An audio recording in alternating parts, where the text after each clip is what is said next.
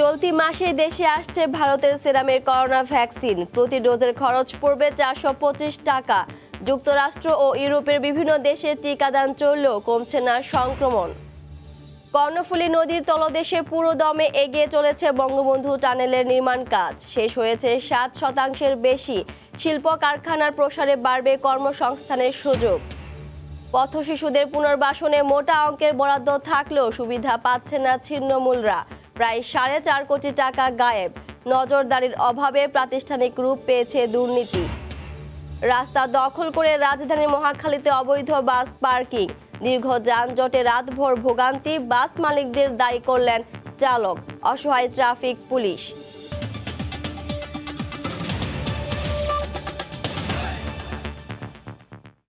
ভোরের সময়ের সঙ্গে আছি আমি মাহমুদা মনি। ফেব্রুয়ারি 9 এই মাসে ভারতের সেরাম ইনস্টিটিউট থেকে অক্সফোর্ড অ্যাস্ট্রাজেনেকার কোভিড টিকার প্রথম চালানের 50 লাখ ডোজ দেশে আসতে পারে বলে জানিয়েছে স্বাস্থ্যমন্ত্রী। এরপর টানা 6 মাস 50 লাখ ডোজ করে আসবে। প্রতি ডোজের খরচ পড়বে 425 টাকার মতো।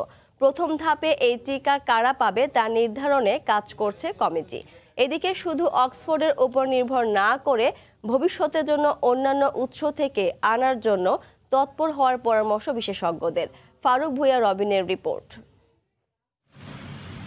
যুক্তরাজ্যের পর অক্সফোর্ড অ্যাস্ট্রাজেনেকার কোভিড টিকা ইতিবাচক সায় দিল ভারতও। আর এই টিকার 3 কোটি ডোজ পেতে এরই মধ্যে ভারতের সিরাম ইনস্টিটিউটের সঙ্গে চুক্তি করেছে বাংলাদেশ, যা দেশে সরবরাহ করবে একটি বেসরকারি প্রতিষ্ঠান। দ্রুত টিকা আনার ক্ষেত্রে কোনো ধরনের আমলাতান্ত্রিক জটিলতা যেন না থাকে তা নিশ্চিত করা হবে বলে জানালেন নীতি নির্ধারকরা। আর চলতি মাসেই ভারত থেকে টিকার প্রথম চালানের 50 লাখ ডোজ দেশে আসার বিষয়ে আশাবাদী সরকার। এরপর আগামী 6 মাস প্রতি মাসে আসবে একই হারে টিকার ডোজ। জানুয়ারির শেষের দিকে আমি ভাবতাম যে হয়তো তারা ভ্যাকসিন দিবে, কিন্তু এখন আমি আশাবাদী আরো একটু হয়েছি, তার আগেও আমরা পেয়ে যেতে পারি। আমাদের তো পেপার ফর্মালিটি তো মোটামুটি যা ছিল প্রায় কমপ্লিট হয়ে গেছে।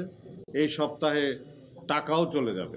তবে সিরাম ইনস্টিটিউটে উৎপাদিত অক্সফোর্ড অ্যাস্ট্রাজেনেকার টিকার পাশাপাশি অন্যান্য টিকাগুলো হাতের নাগালে পেতে যেন তৎপরতার ঘাটতি না থাকে তা নিশ্চিতের পরামর্শ বিশেষজ্ঞদের। 6 থেকে 7 কোটি ভ্যাকসিন অন্যান্য সোর্স থেকে জোগাড় করার জন্য প্রস্তুত থাকতে হবে। আমরা যখন ধাপে ধাপে ভ্যাকসিনগুলো পাবো দিতে থাকবো, যাতে আমাদের কোনো সময় এমন না হয় যে আমার ভ্যাকসিন শেষ আবার নতুন করে খুঁজতে হচ্ছে। সুপারভিশন মনিটরিং হয় খুবই কঠোরভাবে, নিয়মের যেন ব্যত্যয় না ঘটে। এখানে ঝুঁকি রয়ে গেছে যারা প্রভাবশালী ব্যক্তি, জাতীয় পর্যায়ের, স্থানীয় পর্যায়ের, তারা দেখা যাবে যে নিয়ম কানুনগুলো আছে, স্বাস্থ্য বিভাগ যখন এটা দিতে যাবে তখন তাদেরকে প্রভাবিত করে ভয়ভীতি দেখিয়ে প্রয়োজনে কিংবা কখনো কখনো ঘুষ দিয়ে তারা চেষ্টা করবে নিয়মের বাইরে টিকা নিতে। বিশেষজ্ঞরা বলছেন টিকা আসতে শুরু করলেও চলতি বছরই সবার টিকা নিশ্চিত করা সম্ভব হবে না। তাই টিকা আসলেও যেন স্বাস্থ্যবিধি মানাসহ অন্যান্য প্রতিরোধমূলক সুরক্ষায় কোনো ধরনের ঢিলেমি না আসে তা নিশ্চিতের তাগিদ বিশেষজ্ঞদের। ফারুক ভুঁইয়া রবিন, সময় সংবাদ, ঢাকা। ভারতের তৈরি করোনা টিকা কোভ্যাক্সিন জরুরি প্রয়োজনে ব্যবহারের অনুমোদন দিয়েছে দেশটির বিশেষজ্ঞ কমিটি। অক্সফোর্ড অ্যাস্ট্রাজেনেকার ভ্যাকসিন অনুমোদনের পর নিজেদের ভ্যাকসিনের অনুমোদন দিল দেশটি। এদিকে ভারত জুড়ে শুরু হয়েছে পরীক্ষামূলক টিকাদান। এর মধ্যে বিনামূল্যে করোনা টিকা প্রয়োগের ঘোষণা দিয়েছেন দেশটির কেন্দ্রীয় স্বাস্থ্যমন্ত্রী। কলকাতা থেকে সুব্রত আচার্যের রিপোর্ট। ভারতে আনুষ্ঠানিকভাবে করোনা ভ্যাকসিন প্রয়োগের অনুমোদন না পেলেও ব্রিটেনের অক্সফোর্ডের তৈরি অ্যাস্ট্রাজেনিকার ভ্যাকসিন কোভিশিল্ড জরুরি ভিত্তিতে প্রয়োগের ছাড়পত্র দিয়েছে ভারতের বিশেষজ্ঞ প্যানেল। সেই ছাড়পত্র বিবেচনায় শিগগিরই ভারতে ভ্যাকসিন কার্যক্রম শুরু হবে বলে ধারণা করা হচ্ছে। এর অংশ হিসেবে শনিবার সকাল থেকে ভারত জুড়ে একযোগে শুরু হয়েছে ভ্যাকসিন প্রয়োগের প্রস্তুতি। 130 কোটি মানুষের এ দেশটিতে বিনামূল্যে ভ্যাকসিন দেওয়ার ঘোষণা দিয়েছেন কেন্দ্রীয় স্বাস্থ্যমন্ত্রী ডাক্তার হর্ষবর্ধন। सारे देश में हो रहा है सर। वैक्सीन जो है वो फ्री होगी लोगों के लिए या उन्हें कीमत देनी पड़ेगी? दिल्ली में ज़्यादा फ्री है, दिल्ली में नहीं सारे देश में फ्री हो। কোভিশিল্ড ভ্যাকসিন ইন্টেলিজেন্স নেটওয়ার্ক বা কোইন এর মাধ্যমে মহড়া পর্যালোচনা করা হচ্ছে।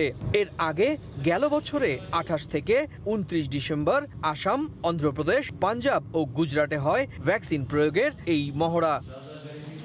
এদিকে অক্সফোর্ড অ্যাস্ট্রাজেনেকার টিকার অনুমোদনের পর নিজেদের তৈরি করোনা ভ্যাকসিন কোভিক্সেনের জরুরি প্রয়োজনে ব্যবহারের অনুমোদন দিয়েছে দেশটির বিশেষজ্ঞ কমিটি। খুব শিগগিরই এর প্রয়োগ শুরু হবে বলে জানিয়েছে সংশ্লিষ্ট কর্তৃপক্ষ। সুব্রত আচার্য, সময় সংবাদ, পশ্চিমবঙ্গ, ভারত। টিকাদান কর্মসূচি চললেও ইউরোপের বিভিন্ন দেশে বাড়ছে করোনা সংক্রমণ। পর্তুগালে বিধিনিষেধ আরোপ করেও কমানো যাচ্ছে না আক্রান্তের হার। লিসবন থেকে বিস্তারিত জানিয়েছেন সহকর্মী তারিকুল হাসান আশিক। গোটা ইউরোপের 27টি দেশে একযোগে কিন্তু টিকাদান কর্মসূচি শুরু হয়েছে। তো টিকাদান কর্মসূচি শুরু হলেও সেটি যেহেতু বেশ সীমিত পরিসরে শুরু হয়েছে এবং প্রত্যেকটি দেশ তাদের স্বাস্থ্য সংশ্লিষ্ট খাতের সাথে সংশ্লিষ্টদেরকে দিয়েই খুব সীমিত পরিসরে এই টিকাদান কর্মসূচি শুরু করেছে। আমরা জানি যে এটি কিন্তু এই যে নতুন করে আমাদের যে অক্সফোর্ডের যে ভ্যাকসিনটি এসেছে অ্যাস্ট্রাজেনেকা, সেই ভ্যাকসিনটি যখন ইউনিয়ন তাদের দেশগুলিতে প্রয়োগ শুরু করবে তখন কিন্তু আমরা জানি যে ফাইজার বায়োএনটেকের টিকার সাথে যখন এই টিকাটি যুক্ত হবে তখন এই টিকাদান কর্মসূচি কিন্তু একরকম আমরা যদি বলি গতি পাওয়ার কথা, সেই গতি পাবে বলে কিন্তু গোটা ইউরোপীয় ইউনিয়ন আশা করছে। সম্প্রতি আমরা দেখেছি যে বড়দিন উদযাপনের পরেই কিন্তু এই নববর্ষ উদযাপনকে ঘিরে ইউরোপের প্রত্যেকটি দেশের সরকারের কিন্তু একটি ভালো সতর্ক অবস্থা ছিল, যেটি এখনও রয়েছে। পর্তুগাল কিন্তু আমরা জানি যে 31st নাইট থেকে অর্থাৎ বছরের শেষ রাত থেকে কিন্তু ধারাবাহিক যে কারফিউটি সেটি এখনও বজায় রেখেছে, অর্থাৎ সোমবার স্বাভাবিক কর্মদিবসে যাওয়ার আগ পর্যন্ত কিন্তু এই কারফিউ চলমান কার্যক্রম সেটি থাকবে। অধিকাংশ দেশেই শীতের তীব্রতা বাড়ছে ইউরোপের, এবং এই শীতের তীব্রতা বাড়ার সঙ্গে সঙ্গে বিভিন্ন জায়গায় এত নিয়মকানুন বেঁধে দেওয়ার পরেও কিন্তু করোনার যে উঠানামা সেটি এখনও লক্ষ্য করা যাচ্ছে। তো এই ছুটিকে কেন্দ্র করে প্রত্যেকটি দেশের সরকারের মধ্যে একটি উদ্বিগ্নতা ছিল এবং সামনের দিনগুলিতে করোনা বাড়তে পারে এমন আশঙ্কা এখনও ইউরোপের বিভিন্ন দেশের সরকার করছে। তারিকুল হাসান আশিক, সময় সংবাদ, লিসবন, পর্তুগাল। জার্মানিতে এক সপ্তাহ ধরে করোনার টিকাদান কর্মসূচি চললেও তা প্রয়োজনের তুলনায় অপ্রতুল। দেশটির সাধারণ নাগরিকের পাশাপাশি বিরোধী দলগুলো এ ঘটনায় ক্ষোভ জানিয়েছে। জার্মানির বার্লিন থেকে বিস্তারিত জানাচ্ছেন সহকর্মী বিটু বড়ুয়া। অন্যান্য দেশের মতো জার্মানিতেও সগৌরবে চলছে টিকা প্রদান কার্যক্রম। এখন পর্যন্ত 1,88,553 জন মানুষের শরীরে সাফল্যের সাথে করোনার টিকা প্রদান করা হয়েছে জানিয়েছে জার্মানির রবার্ট কোখ ইনস্টিটিউট। এদিকে জার্মান স্বাস্থ্যমন্ত্রী ইয়েন্স স্পান জানিয়েছেন অগ্রাধিকার ভিত্তিতে জানুয়ারির শেষ পর্যন্ত 13 মিলিয়ন ডোজের কথা থাকলেও ধীরে ধীরে এই ডোজের পরিমাণ আরও বাড়বে। তবে এই মুহূর্তে মৃত্যু এবং সংক্রমণের সংখ্যার কারণে এত কম সংখ্যক ডোজ আমদানির ক্ষেত্রে বিষয়টিকে নির্বুদ্ধিতা বলছেন জার্মানির বিরোধী দলগুলো। দেখুন, মৃত্যু ঠেকাতে এই মুহূর্তে টিকার ডোজের পরিমাণ বাড়ানোর প্রয়োজন ছিল সরকারের, কিন্তু আমার কাছে মনে হয় এত কম সংখ্যক ডোজ দিয়ে সরকার পরীক্ষা নিরীক্ষা করতে চায় টিকাটা আসলেই কতটুকু কার্যকরী। তবে জার্মানিতে বসবাসরত প্রবাসী বাংলাদেশিরা যারা স্বাস্থ্য খাতে কাজ করছেন তারা অনেকেই এই টিকা প্রদানের আওতায় এসছেন। তারা এখনো ভালো বোধ করছেন জানিয়েছেন প্রবাসী বাংলাদেশিরা। জার্মানিতে করোনার পরিস্থিতি দিন দিন ভয়াবহ হচ্ছে। আপনারা যে যেখানে আছেন সরকারের স্বাস্থ্যবিধি মেনে চলবেন। এদিকে ধীরে ধীরে টিকা প্রদান কার্যক্রম পরিস্থিতির উন্নতি হলে করোনার পরিস্থিতি আরো ভালো হবে জানিয়েছেন জার্মান চিকিৎসা বিজ্ঞানী সহ বিশেষজ্ঞরা। জার্মানির বার্লিন থেকে বিটু বড়ুয়া, সময় সংবাদ। এদিকে অস্ট্রেলিয়ায় করোনা পরিস্থিতি মোটামুটি নিয়ন্ত্রণে থাকলেও কয়েকদিন ধরে দেশটিতে বাড়ছে আক্রান্তের হার। এ বিষয়ে বিস্তারিত জানাতে সিডনি থেকে সরাসরি যুক্ত হচ্ছেন সহকর্মী SM আমিনুল রুবেল। ধন্যবাদ মাহমুদা, শুভ সকাল। অস্ট্রেলিয়াতে এখন সোয়া 11টার মতো বাজে সিডনিতে। তো সিডনি টাইম 11:30টার ভিতরে আসলে অস্ট্রেলিয়ার যে নতুন আপডেট, করোনার আপডেটটা আসে সেটি চলে আসে সরকারি ওয়েবসাইটে, যে টোটাল কতজন নতুন করে আক্রান্ত হলো বা কেউ মারা গেল কি না। তো আমার কাছে গতকালকে রিপোর্ট যেটি ছিল সেই অনুযায়ী কিন্তু গতকালকে মেলবোর্নেই 10 জন করোনা আক্রান্ত হয়েছিল, সিডনিতে 7 জন আক্রান্ত হয়েছিল, টোটাল 18 জন আক্রান্ত হয়েছিল। তো এই মুহূর্তে পরিস্থিতি স্থিতিশীল অবস্থায় আছে আমরা বলবো, কিন্তু পরিস্থিতি আসলে কোন দিকে যায় সেটি এখনো বলা যাচ্ছে না, কারণ মাত্র ক্রিসমাস শেষ হলো এবং নিউ ইয়ার্স ইভের সময় কিন্তু মানুষ অনেকে বাসা বাড়ি থেকে বের হয়ে এসেছিল, শপিংয়ে গিয়েছিল, বিভিন্ন জায়গায় গিয়েছিল। আপনারা জেনে থাকবেন যে অস্ট্রেলিয়াতে এই ক্রিসমাসের সময়টি একটি মাস কিন্তু পুরো অস্ট্রেলিয়াতে মানুষ ছুটি কাটাতে, বেশিরভাগ স্কুল কলেজ ইউনিভার্সিটিগুলো বন্ধ থাকে, অফিসগুলো বন্ধ থাকে, প্রায় এক মাসে একটি দীর্ঘ ছুটি পায়, যেটা বাংলাদেশে আমাদের ঈদের সময় বা পূজার সময় যেটি হয়। তো সেরকম একটি পরিস্থিতিতে যে আবারও তৃতীয় পর্যায়ে অস্ট্রেলিয়াতে যখন করোনা আক্রান্ত রোগী পেতে শুরু করেছিল, সেটি কিন্তু হঠাৎ করেই বেড়ে গেছে। এখনো 200 জনের মতো করোনা আক্রান্ত হয়েছে। আপনারা জেনে থাকবেন যে দ্বিতীয় পর্যায়ে অস্ট্রেলিয়া যখন করোনা আক্রান্ত হয়েছিল, সেখানে কিন্তু প্রায় 20,000 মানুষ করোনা আক্রান্ত হয়েছিল। যদিও মৃতের সংখ্যা এখনো বাড়েনি, এখনো 909 জন করোনা আক্রান্ত হয়ে অস্ট্রেলিয়াতে মারা গেছে।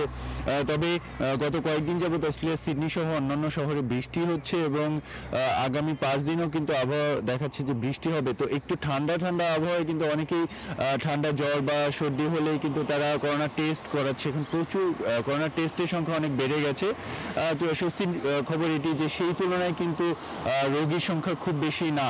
ধারণা করা হচ্ছিল যে সিডনিতে তৃতীয় পর্যায়ে প্রায় 45 দিন পরে একজন আমেরিকান নাগরিকের মাধ্যমে করোনা রোগী ছড়াতে শুরু করেছে এবং মেলবোর্নে কিন্তু তাদের ভাগ্য অনেকটাই খারাপ, আবারও সেই সিডনির সাথে কানেকশন পাওয়া গেছে যে মেলবোর্নে আবারও করোনা আক্রান্ত রোগী বাড়তে শুরু করেছে। মেলবোর্ন কিন্তু প্রায় 55 দিন কোনো করোনা আক্রান্ত রোগী সেখানে ছিল না। গতকালকে থেকে আবারও হঠাৎ করে মেলবোর্নের সাথে সিডনির বর্ডার বন্ধ করে দেওয়া হয়েছে। মেলবোর্ন সিডনির ব্যাপারটা অনেকটা বাংলাদেশের ঢাকা চিটাগাংয়ের মতো, কারণ অস্ট্রেলিয়ার বেশিরভাগ জনসংখ্যা কিন্তু মেলবোর্ন এবং সিডনিতেই বসবাস করে, সিংহভাগ জনসংখ্যা। তো এখানে যখন বর্ডারটি অনির্দিষ্টকালের জন্য বন্ধ করে দেওয়া হয়, সে অস্ট্রেলিয়ার ইকোনমিতে এটা কিন্তু বিশাল একটি প্রভাব পড়ে। ভ্যাকসিনের কথা জানাচ্ছি আপনাদেরকে যে ভ্যাকসিন কিন্তু অস্ট্রেলিয়াতে যেই প্রায় 2.5 কোটি ভ্যাকসিন কেনা হয়েছে, তবে আগামী এই বছরের শুরুতে জানুয়ারিতে সম্ভবত ভ্যাকসিন দেওয়া হচ্ছে না, নাগরিকদের দেওয়া হবে আগামী মাস থেকে ধারণা করা হচ্ছে, কারণ সরকার কোনো নির্দিষ্ট ডেট এখনো জানায়নি। সরকার জানিয়েছে যে তারা আসলে আরও কিছু পরীক্ষা নিরীক্ষার ভিতর দিয়ে তারা যাবে, তবে সবার জন্য ভ্যাকসিন নেওয়া বাধ্যতামূলক করা হবে। আর গতকালকে রাতে থেকে কিন্তু অস্ট্রেলিয়ার বৃহত্তর সিডনিতে, যেখানে তৃতীয় পর্যায়ে করোনা আক্রান্ত রোগী হঠাৎ করে বাড়তে শুরু করেছিল, সেখানে কিন্তু সবাইকে মাস্ক পরা বাধ্যতামূলক করা হয়েছে। সবাইকে মাস্ক পরা বাধ্যতামূলক করা হয়েছে। বিশেষ করে বাইরে যারা যাবে, রেস্টুরেন্ট সেক্টরে, দোকানগুলোতে বা শপিং সেন্টারে বা রাস্তায় যারা যাবে, তাদেরকে মাস্ক পরতে হবে। যদি মাস্ক না পরা অবস্থায় কাউকে পাওয়া যায়, সরকার কিন্তু বাংলাদেশি টাকায় 12,500 টাকা সমপরিমাণ টাকা কিন্তু জরিমানা করতে পারবে। স্টুডেন্টদের জন্য বাংলাদেশি স্টুডেন্টদের জন্য কিন্তু আমি সবসময় সুখবর দেওয়ার চেষ্টা করি, সেই সুখবর আমি দিতে পারছি না। বিশেষ করে বেশিরভাগ স্টুডেন্ট কিন্তু সিডনিতে পড়াশোনা করতে আসে, মেলবোর্নে পড়াশোনা করতে আসে।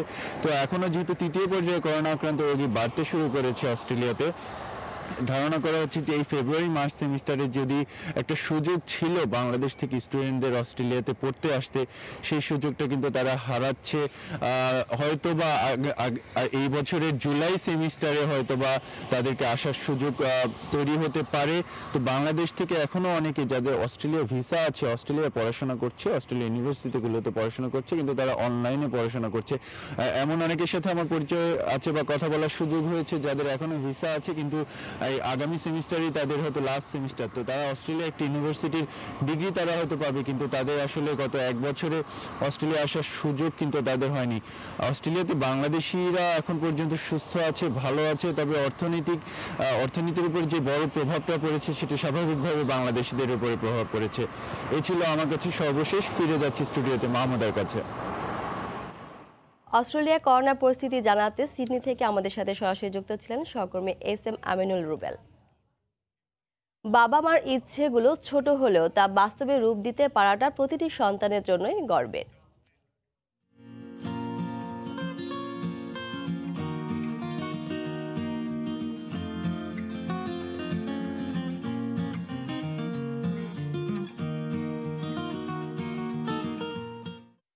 সাত মাস বিছানায় কাটানোর পর শয্যাশায়ী এক মায়ের পুরো গ্রাম ঘুরে দেখা নিয়ে রিপোর্ট থাকছে সংবাদের পরের অংশে। করোনাকালীন অচলাবস্থার মধ্যেও এগিয়ে চলেছে বঙ্গবন্ধু শেখ মুজিবুর রহমান টানেলের নির্মাণ কাজ। ইতোমধ্যে 2500 মিটার দীর্ঘ একটি টানেল টিউব বসে গেছে, চলছে দ্বিতীয় টানেল টিউব স্থাপন। টানেলের 61% নির্মাণ কাজ শেষ হয়েছে বলে জানিয়েছেন প্রকল্প পরিচালক নূর জামাল আতিকের ক্যামেরায় বিস্তারিত জানাচ্ছেন পার্থ প্রতিম বিশ্বাস। কর্ণফুলী নদীর তলদেশ দিয়ে চলাচল করবে বিভিন্ন ধরনের যানবাহন। এই টানেল দিয়ে ঢাকা থেকে ছেড়ে আসা গাড়িগুলো দ্রুত পৌঁছে যাবে কক্সবাজারে। আগের চেয়ে 1.5 থেকে 2 ঘন্টা কম সময় লাগবে গন্তব্যে পৌঁছাতে। শুধু ঢাকা থেকে ছেড়ে আসা গাড়ি নয়, এই সুড়ঙ্গ পথ দিয়ে মূল শহরকে এড়িয়ে দক্ষিণ চট্টগ্রামের গাড়ি পৌঁছে যাবে মাত্র 15 থেকে 20 মিনিটে। এখন সময় লাগছে 1 থেকে 1.5 ঘন্টা। এই সব কিছুই সম্ভব হবে 2022 সালের নির্ধারিত সময়ে কর্ণফুলী টানেলের কাজ শেষ হওয়ার মাধ্যমে যানবাহন চলাচল শুরু হলে। ইতোমধ্যে টানেলের 61% কাজ শেষ হয়েছে বলে জানালেন প্রকল্প পরিচালক। যেভাবে আমরা চলতেছি সেভাবে যে কাজ যদি সবকিছু ঠিকঠাক চলে আমরা নির্ধারিত সময়ের মধ্যে আমরা কাজ শেষ করতে পারবো বলে আশা করি। কর্ণফুলী টানেল চালুর প্রথম বছরে 50 লাখের বেশি গাড়ি টানেলের নিচ দিয়ে চলাচল করবে। 51% হবে কন্টেইনার পরিবহনকারী ট্রেলর, বিভিন্ন ধরনের ট্রাক, ভ্যান। বাকি 49%-এর মধ্যে 13 লাখ বাস ও মিনি বাস আর 12 লাখ কার, জিপ ও বিভিন্ন ছোট গাড়ি চলাচল করবে বলে ধারণা টানেল কর্তৃপক্ষের। টানেলের ফলে অনেক কম সময়ে গন্তব্যে পৌঁছানো সম্ভব হবে বলে আশাবাদ নগর পরিকল্পনাবিদদের। আমরা এখন চট্টগ্রামের এই অঞ্চলকে ঘিরে যেভাবে আমরা চট্টগ্রামকে রিজিওনাল একটা হাব হিসেবে চিন্তা করছি, সেই ক্ষেত্রেও টানেলের মাধ্যমে কানেক্টিভিটি অনেক বড় ভূমিকা রাখবে। চীনের সাংহাই নগরীর আদলে এই টানেল হলে শুধু ওয়ান সিটি টু টাউন নয়, নদীর ওপারে স্থাপিত শিল্প কারখানায় বিপুল কর্মসংস্থানের সুযোগ সৃষ্টি হবে। আর দক্ষিণ চট্টগ্রামের সাথে কানেক্টিভিটির মাধ্যমে বৈপ্লবিক পরিবর্তন আসবে বলে মনে করেন চট্টগ্রাম চেম্বার অব কমার্সের সভাপতি। কর্ণফুলীর ওপারে একটা শহর গড়ে উঠলে সেখানে নতুন নতুন শিল্প কারখানা হবে, ইন্ডাস্ট্রিয়ালাইজেশন হবে। 4 লেন বিশিষ্ট দুটি টিউব সংবলিত 3.32 কিলোমিটার এই টানেলের ব্যয় ধরা হয়েছে 10,374 কোটি টাকা। দক্ষিণ এশিয়ার মধ্যে নদীর তলদেশ দিয়ে সরাসরি সুড়ঙ্গপথ তৈরির প্রকল্প এটি প্রথম। বৃহৎ অর্থনৈতিক দেশ ভারত, শ্রীলঙ্কা কিংবা পাকিস্তানে নেই এই ধরনের প্রকল্প। সেক্ষেত্রে কর্ণফুলী টানেল নির্মিত হলে পুরো চট্টগ্রামের আমূল পরিবর্তন আসবে বলে মনে করেন বিশেষজ্ঞরা। চট্টগ্রামের কর্ণফুলী টানেল থেকে পার্থপ্রতিম বিশ্বাস, সময় সংবাদ। পথ শিশু পুনর্বাসনে 4 কোটি 40 লাখ টাকার কোনো হিসেব নেই পুনর্বাসন কেন্দ্রের কারো কাছে। সরকারের বরাদ্দ থাকলেও সঠিকভাবে এসব প্রকল্পের সুবিধা পাচ্ছে না ছিন্নমূল শিশুরা। মূলত জবাবদিহিতা ও মনিটরিংয়ের অভাবে এই ধরনের কার্যক্রম প্রাতিষ্ঠানিক দুর্নীতিতে পরিণত হয়েছে বলে মনে করছে টিআইবি নির্বাহী পরিচালক ইফতেখারুজ্জামান। নুরুল ইসলাম নয়নের ক্যামেরায় বিস্তারিত পিঙ্কি আক্তারের রিপোর্টে। রাজধানীর কমলাপুর রেল স্টেশন থেকে কয়েক গজ দূরেই মহিলা ও শিশু মন্ত্রণালয় পরিচালিত পথ শিশু পুনর্বাসন কেন্দ্র, যেখানে পথ শিশুদের পুনর্বাসনের মাধ্যমে সুস্থ স্বাভাবিক জীবনে ফিরিয়ে আনাই মূল উদ্দেশ্য। তবে যাদের জন্য এই কেন্দ্র তারাই জানে না এর কার্যক্রম সম্পর্কে। আবার কারো কারো অভিযোগ, আশ্রয় কেন্দ্রে গেলে ঢুকতে দেওয়া হয় না তাদের। বাইক করে 1 ঘন্টার ভিতরে আর আমাদের বেশি রাখে না। না মঞ্জি সেন্টার না, শীতের মধ্যে কষ্ট করে রাতে থাকার জায়গা হলে ভালো হতো। তবে শেল্টার হোমে থাকা এই কর্মকর্তার দাবি, নিয়মিত মাঠ পরিদর্শনের মাধ্যমে সুবিধাবঞ্চিতদের শেল্টার হোমে এনে আশ্রয় দেওয়া হচ্ছে। বাচ্চা কালেক্ট করা হয়, আমরা রাত্রিকালীন ফিল্ড ভিজিট করি। এদিকে শেল্টার হোম দুটিতে নিত্যদিনের খরচ দেখতে চাইলে দায়িত্বপ্রাপ্ত কনসালটেন্ট ম্যানেজার শাহ আলম ক্যামেরার সামনে কথা বলতে রাজি হননি। অর্থনৈতিক বিষয়ে কিছু জানেন কিনা? প্রতিদিন এই শিশুদের দুপুরের খাবার খরচ বাবদ 130 টাকা সরকারি বরাদ্দ থাকলেও মূলত এর কত টাকা খরচ করা হয় এর কোনো সঠিক হিসাব দেখাতে পারেননি প্রোগ্রাম পরিচালক। যেগুলো ভেরিফাই করার জন্য খুবই ডিফিকাল্ট কাজ, এগুলো আমার দ্বারা সম্ভব। প্রত্যেকটা প্রজেক্টে আমি এরকম যদি টু দ্য পয়েন্টে ঢুকি আমি তো পাগল হয়ে যাব। পরিচালক বলছেন 5 মাসে বাড়ি ভাড়া প্রোগ্রাম খরচ বাবদ 1 কোটি 25 লাখ টাকা খরচের কথা। 1 কোটি 25 লক্ষ। এটা কি? এটা হচ্ছে অন্যান্য ধরনের বাড়ি ভাড়া আছে, তারপরে আদার যত প্রোগ্রাম হয়, বাইরে যে ট্যুর হয়, এক্সকারশন ভিজিট হয়, সেটা আর কি।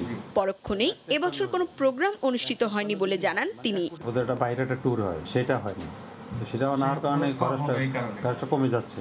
টিআইবি নির্বাহী পরিচালক বলছেন, সঠিক মনিটরিং এর অভাবেই সুবিধা পৌঁছাচ্ছে না সুবিধাবঞ্চিতদের কাছে।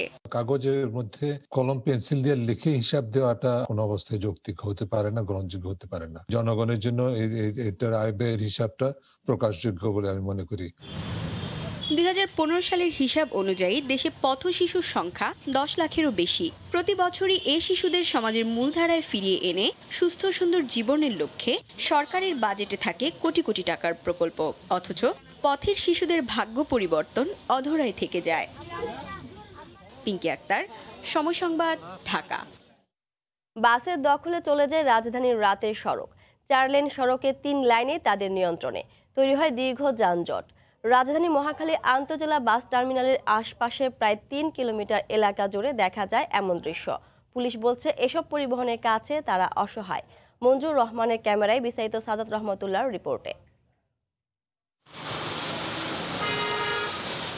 মধ্যরাত মহাখালীর প্রধান সড়কের যানজট গিয়ে ঠেকেছে ফ্লাইওভারের কাছে। রাত গভীর হওয়ার সঙ্গে সঙ্গে প্রধান সড়কে দখল বাড়ে যাত্রীবাহী বাসের। মহাখালী আন্তজেলা বাস টার্মিনালের গাড়ি সড়কের 4 লেনের 2 লেনই দখল করে গড়ে তুলেছে অবৈধ পার্কিং। এতে 2 মিনিটের রাস্তা পাড়ি দিতে সময় লেগে যায় প্রায় 30 মিনিটের বেশি। মহাখালী ফ্লাইওভারের নিচ থেকে শুরু করে নাবিস্কো তিব্বত মোড় পর্যন্ত আশপাশের এলাকায় প্রধান সড়ক সবই তাদের দখলে। রাস্তা সরু হওয়ায় দীর্ঘ যানজটে গভীর রাত পর্যন্ত অপেক্ষায় সাধারণ মানুষের। পার্কিং করে রেখে দেয় গাড়ি, এখানে জ্যাম বাদে 2 ঘন্টা 3 ঘন্টা, একটা রুগী গেলেও যেতে পারে না, সে এখানেই মারা যায়। 3 ডাবল করে গাড়ি রাখে রাস্তাগুলো ম্যাক্সিমাম আপনার অর্ধেকের বেশি অংশটাই দখল করে নেয় গাড়ি পার্কিং হিসাবে। বাস চালকরা বলছেন টার্মিনালে স্থান সংকুলন না হওয়ায় বাধ্য হয়ে সড়কের পাশে গাড়ি রাখতে হয় তাদের। এর জন্য বাস মালিকদের দায়ী করেছেন চালকরা। জায়গা নাই দেখে আনপরিস্থিতির শিকার হয়ে পরে রাস্তায় বাইরে সাইডে রাখি। বাধা প্রদর্শন দেয়, বেশি জামজট লাগাইলে গাড়ি সরাইতে বলে। মানে সড়কে টার্মিনালে জায়গা হয় না, জায়গা যতটুকু ক্যাপাসিটি বাড়াইছে তাতেও হয় না।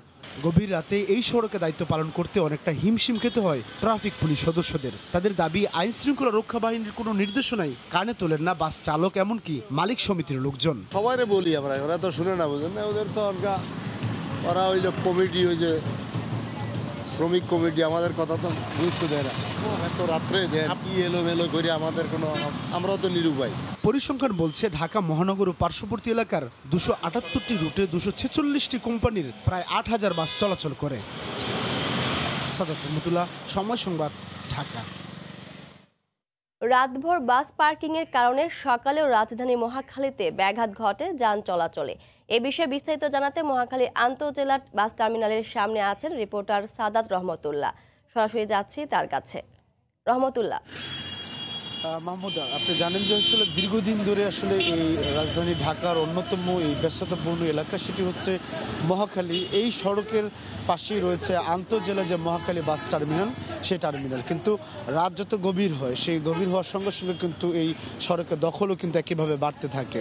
ফলে এই পুরো যে রাস্তাটা সেটি কিন্তু সরু হতে থাকে, ফলে দীর্ঘ যানজট তৈরি হয়। একইভাবে কিন্তু সকাল পর্যন্ত এই দুর্ভোগ কিন্তু মানুষদেরকে পোহাতে হয়। আপনি দেখতেই পাচ্ছেন যে এখন পর্যন্ত রাত গড়িয়ে সকাল হয়েছে, এখন পর্যন্ত এই সড়কে যে রাস্তা দখল করে অবৈধভাবে পার্কিং করে যে যাত্রীবাহী বাস যারা রেখে দিয়েছে, এখন পর্যন্ত সেটি সে অবস্থাতেই রয়েছে। ফলে কিছুক্ষণ আগে আমরা দেখেছি কিছু কিছু বাস কিন্তু এরই মধ্যে সরিয়ে নিতে শুরু করেছে, বিভিন্ন জেলার উদ্দেশ্যে তারা যাত্রা করেছে।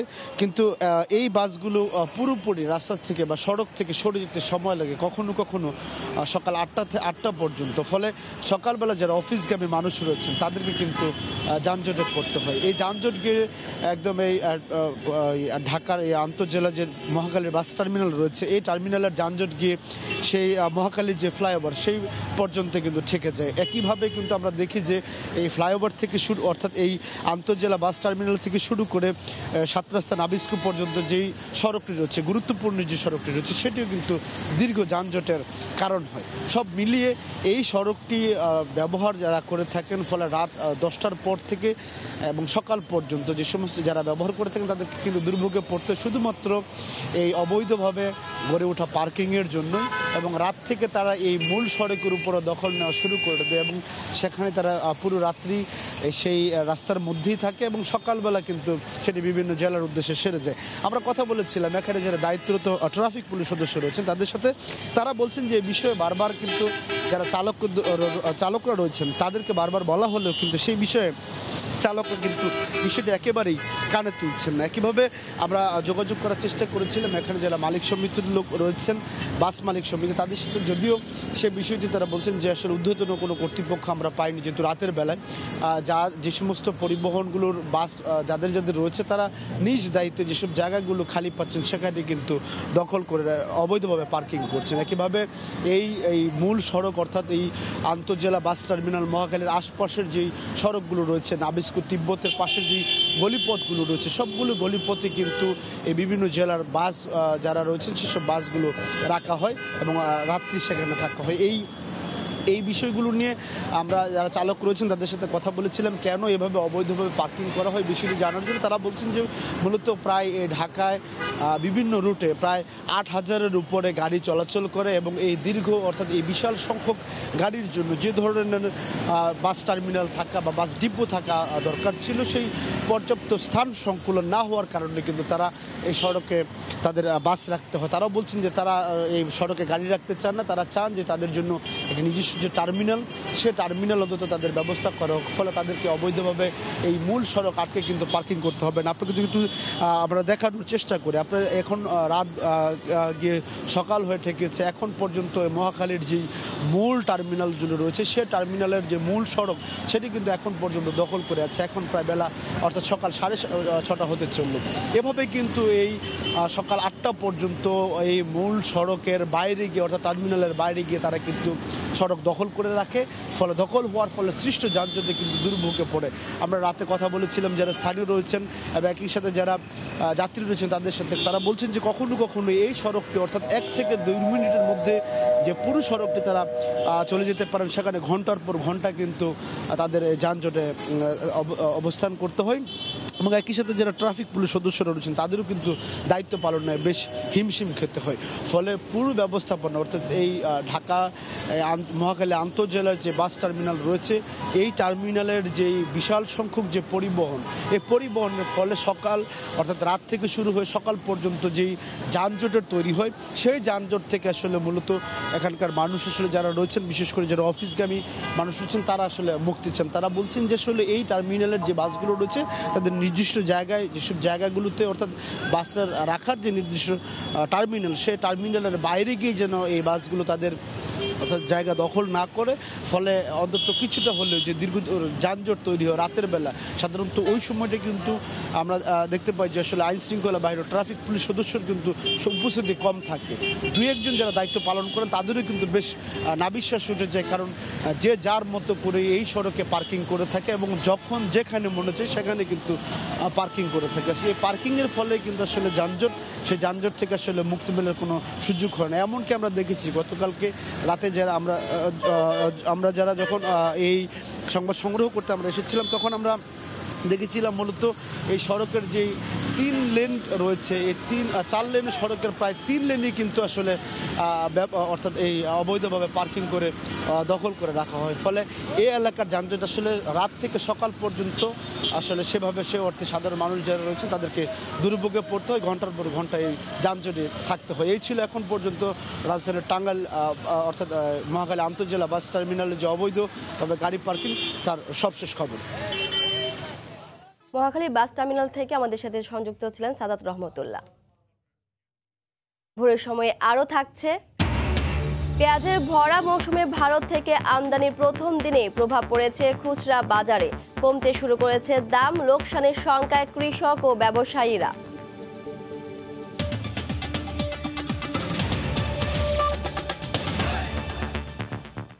গণতন্ত্রের ছদ্মবেশে দেশে একদলীয় শাসন ব্যবস্থা কায়েম করা হয়েছে বলে অভিযোগ করেছেন বিএনপি মহাসচিব মির্জা ফখরুল ইসলাম আলমগীর।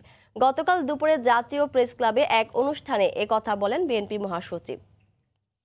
গণতন্ত্রের কথা বলা হয় কিন্তু গণতন্ত্র নেই। আসলে একদলীয় শাসন ব্যবস্থা গণতন্ত্রের ছদ্মবেশে আছে। বাংলাদেশের জনগণ অবশ্যই তাদের অধিকার ফিরে পেতে অবশ্যই তারা সংগ্রামের মধ্য দিয়ে, আন্দোলনের মধ্য দিয়ে এই দানবীয় স্বৈরাচারকে, দানবীয় ফ্যাসিস্ট শক্তিকে পরাজিত করে জনগণের যে সরকার, সেই সরকার, জনগণের যে পার্লামেন্ট, সেই পার্লামেন্ট, জনগণের রাষ্ট্র তারা প্রতিষ্ঠা করবে। 2021 সাল আমাদেরকে সেই পথ দেখাক। নতুন বছরে বিএনপিকে ইতিবাচক রাজনীতিতে ফিরে আসার আহ্বান জানিয়েছেন আওয়ামী লীগের সাধারণ সম্পাদক ওবায়দুল কাদের। গতকাল সকালে তার সরকারি বাসভবন থেকে বিআরটি এর সঙ্গে ভিডিও কনফারেন্সের মাধ্যমে সভায় যুক্ত হয়ে তিনি এই আহ্বান জানান। আমি বিএনপিকে তার আগে পজিটিভ পলিটিক্সের ধারায় ফিরে আসার আহ্বান জানাচ্ছি। দেশ ও জনগণের স্বার্থ তাদের রাজনৈতিক কৌশলে প্রাধান্য পাচ্ছে না। তাছাড়া গণ অভ্যুত্থানের বস্তুগত দিক এখন দেশে বিরাজমান নেই তাদের প্রতি জনগণের সাড়া। গত 12 বছর ধরে শুনে আসছি তারা প্রতি বছরই আন্দোলন করছে। নতুন বছরে নবতর প্রতিজ্ঞা নিয়ে গণ অভ্যুত্থান করার দুঃস্বপ্ন দেখছে। নির্বাচনে হেরে গিয়ে ভোট কারচুপির অভিযোগ বিএনপির অভ্যাসে পরিণত হয়েছে বলে মন্তব্য করেছেন তথ্যমন্ত্রী ডক্টর হাসান মাহমুদ। গতকাল সকালে চট্টগ্রাম সিটি কর্পোরেশন প্রশাসক খোরশেদ আলম সুজনের সঙ্গে নগরীর পোর্ট কানেক্টিং রোড পরিদর্শন শেষে একথা বলেন তিনি। বিএনপি বরাবরই যে কোনো নির্বাচন আসলে এই অভিযোগের বাক্স খুলেই বসে। এটা তাদের চিরচারিত নিয়ম।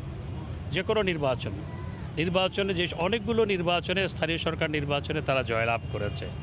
জয়লাভ করার আগ মুহূর্ত পর্যন্ত নানা অভিযোগ দিয়েছে। যেই জয়লাভ করেছে তাদের মুখটা বন্ধ হয়ে গেছে। অন্যান্য সিটি কর্পোরেশন নির্বাচন, পৌরসভা নির্বাচন অবাধ, সুষ্ঠু, নিরপেক্ষ হবে এবং চট্টগ্রাম সিটি কর্পোরেশন নির্বাচন ইভিএমে হবে। 32 বছর পর ওয়াসার কাছ থেকে দায়িত্ব পেয়ে ঢাকার খাল উদ্ধারে মাঠে নেমেছে দক্ষিণ সিটি কর্পোরেশন।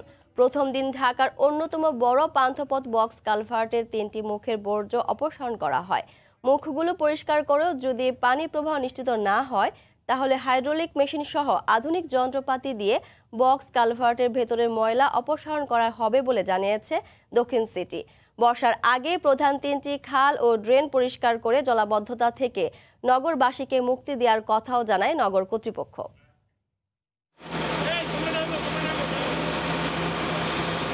দেখে মনে হবে ময়লার ভাগাড় থেকে কঠিন বর্জ্য উত্তোলন করা হচ্ছে, যেখানে রয়েছে গৃহস্থালী, ব্যবসায় কিংবা শিল্প কলকারখানার সব ধরনের বর্জ্য।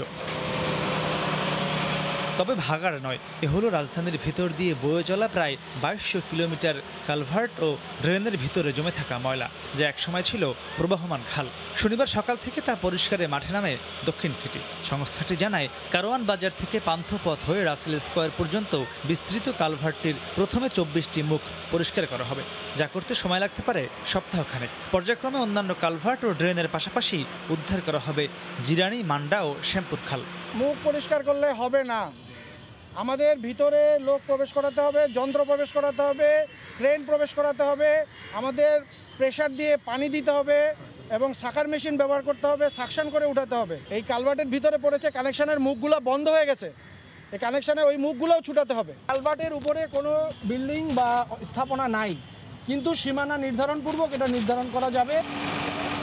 সংস্থাটি জানায়, 3 মাসের ক্র্যাশ প্রোগ্রাম সফল হলে আগামী বর্ষায় ঢাকায় আর জলাবদ্ধতা সৃষ্টি হবে না। মার্চের মধ্যে আমরা কাজ শেষ করতে চাই, কারণ এপ্রিল থেকে বর্ষা শুরু হয়, যেন আমরা এপ্রিলের শুরু থেকে ঢাকা শহরকে জলাবদ্ধতা থেকে মুক্ত দিতে পারি। সে পরিকল্পনা নিয়ে আমরা কাজ শুরু করেছি। আশা করছি আমরা এর মধ্যে এই 3টা খাল এবং 2টা কালভার্ট পরিপূর্ণভাবে আমরা পরিষ্কার করতে পারবো। 80-র দশকে প্রবাহমান খালের উপর দিয়ে এই কালভার্টগুলো করা হয়েছিল বলে জানায় দক্ষিণ সিটি।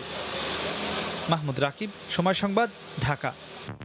দেশে বিভিন্ন অঞ্চলে বয়ে যাচ্ছে মাঝারি শৈত্যপ্রবাহ। সবচেয়ে বিপাকে পড়েছেন উত্তরাঞ্চলের মানুষ। তীব্র শীতে ঘর থেকে বাইরে বেরোতে পারছেন না পঞ্চগড়বাসী। ঘন কুয়াশার আবরণে ঢাকা পড়েছে পথঘাট। শীতে গরম কাপড়ের অভাবে সবচেয়ে বিপাকে পড়েছেন নিম্ন আয়ের মানুষ। শনিবার ভোর 6টায় 7.8 ডিগ্রি সেলসিয়াস তাপমাত্রা রেকর্ড করেছে স্থানীয় আবহাওয়া অফিস।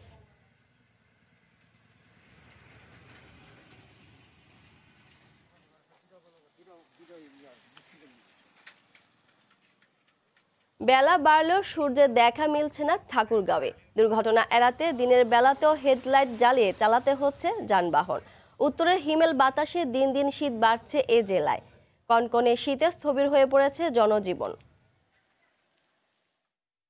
কনকনে ঠান্ডায় জবুথবু ছিন্নমূল মানুষের জনজীবন। উত্তরাঞ্চলের শীতের খবর জানাতে রাজশাহী থেকে যোগ দিচ্ছেন সহকর্মী রাকিবুল হাসান। কুড়িগ্রাম থেকে সরাসরি যুক্ত হচ্ছেন সহকর্মী মমিনুল ইসলাম মঞ্জু। সরাসরি যাব তাদের কাছে। প্রথমে যাচ্ছি রাকিবের কাছে। রাকিব,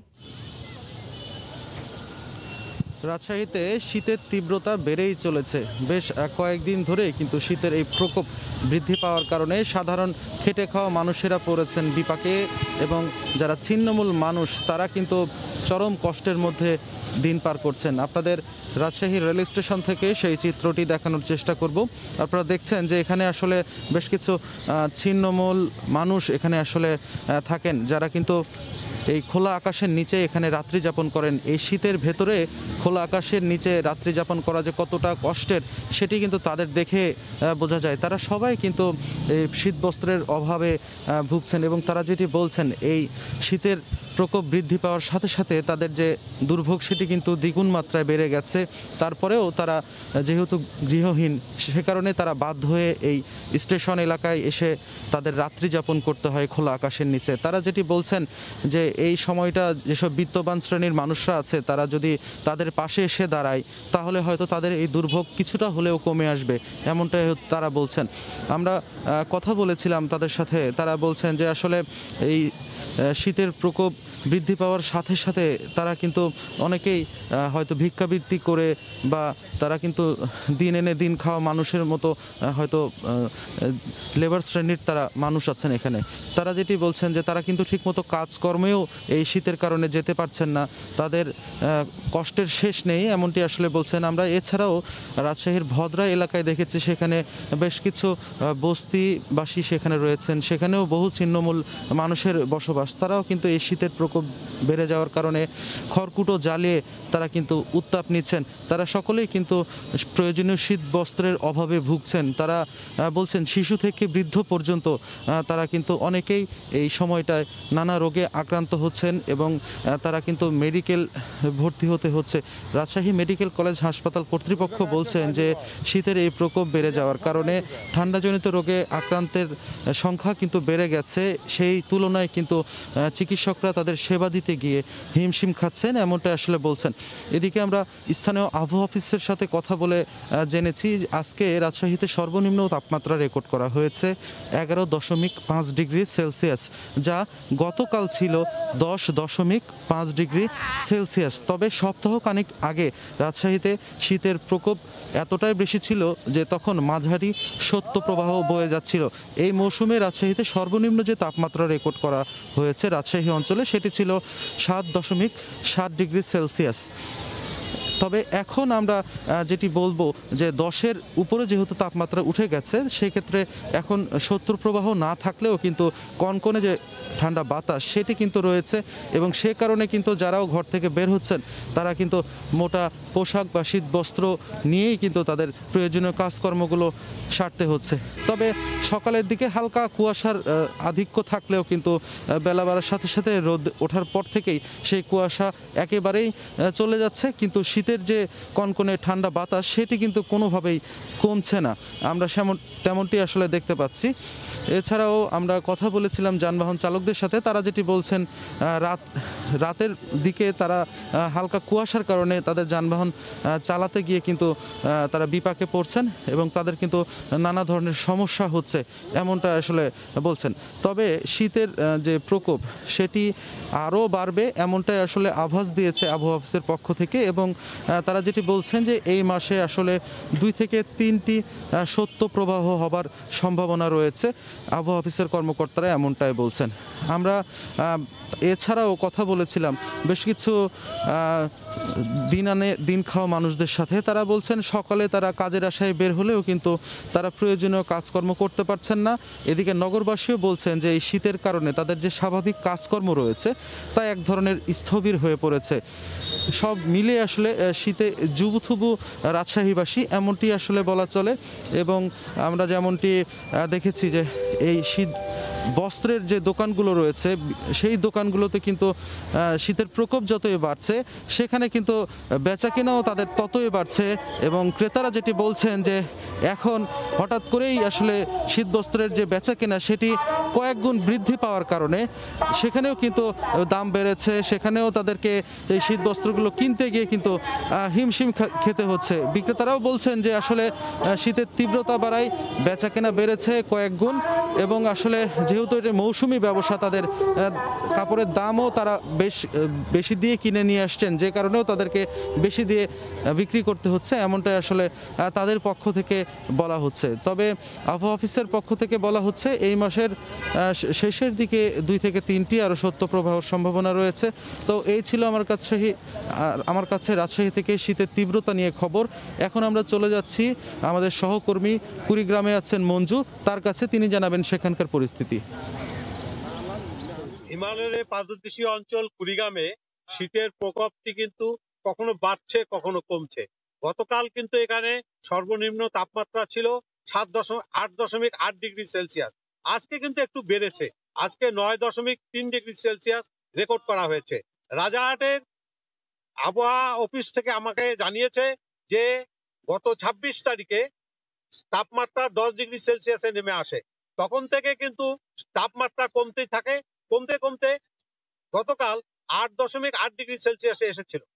আর আবহাওয়া দপ্তরের যে ভারপ্রাপ্ত কর্মকর্তা রয়েছেন তিনি সুবল চন্দ্র সরকার আমাকে জানিয়েছেন যে আরো 72 ঘন্টা কিন্তু এই পরিস্থিতি থাকবে এবং তিনি আরো জানিয়েছেন যে এখানে মৃদু শৈত্যপ্রবাহ বয়ে যাচ্ছে এবং এই মৃদু শৈত্যপ্রবাহটি আরো 72 ঘন্টা থাকার সম্ভাবনা আছে বলে তিনি আমাকে জানিয়েছেন।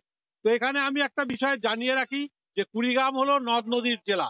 এখানে 5টি আন্তর্জাতিক নদী সহ এখানে 16টি নদ নদী রয়েছে এবং এই নদ নদীর তীরবর্তী অঞ্চল এবং এর মধ্যকার দ্বীপচরের যে মানুষগুলো আছে তারাই মূলত কষ্ট পাচ্ছে বেশি। আবহাওয়া দপ্তরের কর্মকর্তা আরো জানিয়েছেন যে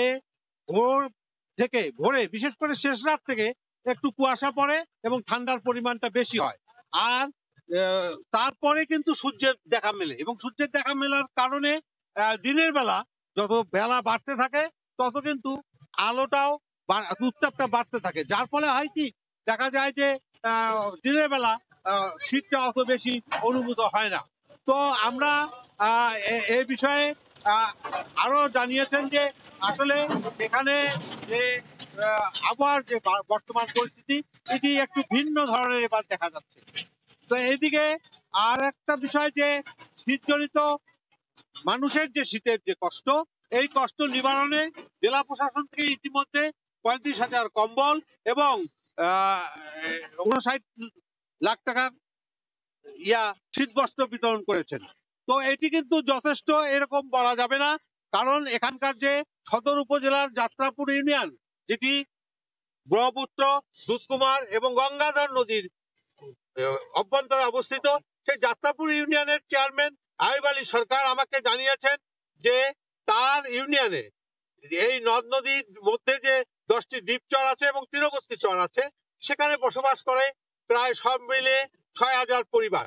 তো এই 6,000 পরিবারের মধ্যে 3,000 পরিবারই কিন্তু অতি দরিদ্র, যারা দিনমজুরির উপর নির্ভরশীল।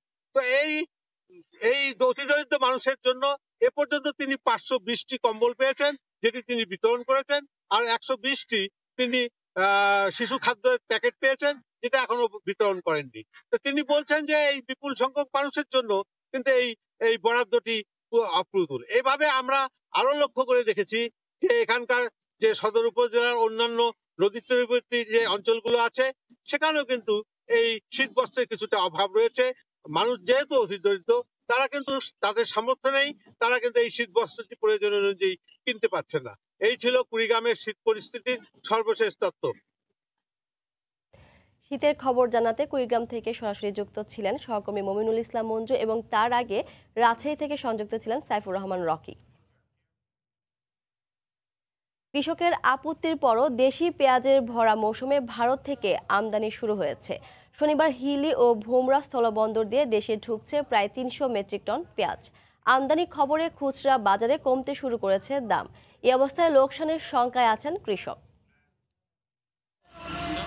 ভারত থেকে পেঁয়াজ ভর্তি ট্রাক ঢুকছে হিলি স্থলবন্দরে। উৎপাদন সংকট ও দাম বৃদ্ধির অজুহাত সহ নানা নাটকীয়তার পর গেল বছরের 14 সেপ্টেম্বর পেঁয়াজ রপ্তানি বন্ধ করে দেয় ভারত। প্রায় 3.5 মাস পর গেল 28 ডিসেম্বর নিষেধাজ্ঞা তুলে নেয় দেশটি। শনিবার নতুন করে ঢুকতে শুরু করেছে আমদানি করা ভারতীয় পেঁয়াজ। তবে প্রথম দিনেই দেখা দিয়েছে পাইকার সংকট, পাচ্ছেন না কাঙ্ক্ষিত দামও। এতে হতাশ ব্যবসায়ীরা। পেঁয়াজের গাড়ি ঢুকছে, শুধু একটাই গাড়ি, পাইপ লাইনে অনেক গাড়ি আছে, কিন্তু আমরা এখনো বিক্রি করতে পারিনি। পার্টিরা বলে 28 থেকে 30 টাকা, কিন্তু আমাদের পড়তা 33 থেকে 35 টাকা। দেশি পেঁয়াজের তুলনায় আমদানি করা পেঁয়াজের দাম বেশি চাওয়া হচ্ছে বলে অভিযোগ পাইকারদের। পার্টির দাম বলে কেউ বলে 30, কেউ বলে 31, কেউ বলে 32, লাস্ট 32 পর্যন্ত উঠছে। আমরা 28 টাকা দেশি মালের সামঞ্জস্যভাবে দাম বলতেছি, তাহলে আমাদের পড়তে হবে, কিন্তু মালের দাম তো ছাড়তেছে না। এদিকে আমদানি শুরু হওয়ায় কমেছে দেশি পেঁয়াজের বেচাকেনা, একই সঙ্গে কমতে শুরু করেছে দামও। গত সপ্তাহে 35 টাকা 40 টাকা পেঁয়াজ বিক্রি করছি। ভারত থেকে পেঁয়াজ আসবে, এর কারণে আজকে পেঁয়াজ 28 টাকা 30 টাকা বেচতেছি। ইন্ডিয়ার পেঁয়াজ ঢুকবে শোনার পরে মানুষ মনে করতেছে আরো দাম কমে যাবে, এই কারণে বিক্রি কম। নিষেধাজ্ঞা তুলে নেয়ার পর শনিবার প্রথম ভারতীয় একটি ট্রাকে 22 মেট্রিক টন পেঁয়াজ আমদানি করা হয় বলে জানায় হিলি কাস্টমস কর্তৃপক্ষ। এছাড়া এদিন সাতক্ষীরার ভোমরা স্থলবন্দর দিয়ে প্রায় 250 মেট্রিক টন পেঁয়াজ আমদানি করা হয়। সাবিত সারোয়ার, সময় সংবাদ। ভোরের সময় আরও থাকছে নতুন বছরের শুরুতে চাঙ্গা কক্সবাজারের পর্যটন ব্যবসা, খুশি ব্যবসায়ীরা। স্বাস্থ্যবিধি মেনে পর্যটন খাতে অর্থনীতির চাকা সচল রাখার আশা।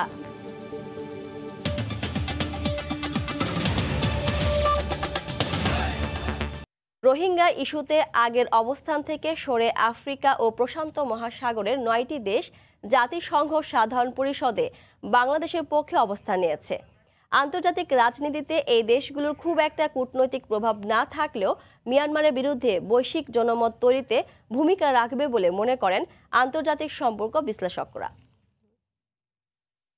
ইউরোপীয় ইউনিয়ন ও ওআইসির জাতিসংঘের সাধারণ পরিষদের কর্ম-অধিবেশনে মিয়ানমারের বিরুদ্ধে আনা প্রস্তাবের পক্ষে বিপক্ষে ভোটাভুটিতে গত বছরের 31 ডিসেম্বর নতুন করে 9টি দেশ সমর্থন জানিয়েছে বাংলাদেশকে। 2019 সালে জাতিসংঘের সাধারণ পরিষদে এই দেশগুলো রোহিঙ্গা বিষয়ে ভোটদান থেকে বিরত ছিল। আফ্রিকা ও প্রশান্ত মহাসাগরের এই দেশগুলোর আন্তর্জাতিক কূটনীতিতে খুব একটা প্রভাব না থাকলেও বাংলাদেশের পক্ষে বিশ্ব জনমত বাড়ল বলে মনে করেন বিশ্লেষকরা। কূটনৈতিক যে প্রভাব আন্তর্জাতিক ক্ষেত্রে হয়তো তেমন কিছু নেই, কিন্তু তা সত্ত্বেও এটি আন্তর্জাতিক জনমতকে প্রকাশ করছে। এই যে দেশের মধ্যে একটা রিয়ালাইজেশন আসছে এবং মিয়ানমারের আসা উচিত যে তারা আস্তে আস্তে একেবারেই বন্ধু শূন্য হয়ে যাচ্ছে, নির্বান্ধব হয়ে যাচ্ছে মিয়ানমার আন্তর্জাতিক সম্প্রদায়ের কাছে। তবে ভূ রাজনৈতিক কারণে দুই বন্ধু রাষ্ট্র চীনের এই প্রস্তাবের বিপক্ষে ভোট প্রদান আর ভারতের ভোটদান থেকে বিরত থাকাকে বাংলাদেশের কূটনৈতিক ব্যর্থতা বলছেন বিশ্লেষকরা। ভারত তো আমাদের বন্ধু রাষ্ট্র বলছি আমরা, এবং সেই বন্ধুত্বের মধ্যে কোনো খাদ নেই আমরা বলছি, কিন্তু ভারত আবার এই ইস্যুতে আগেও বিরত থেকেছে, এখনো বিরত আছে।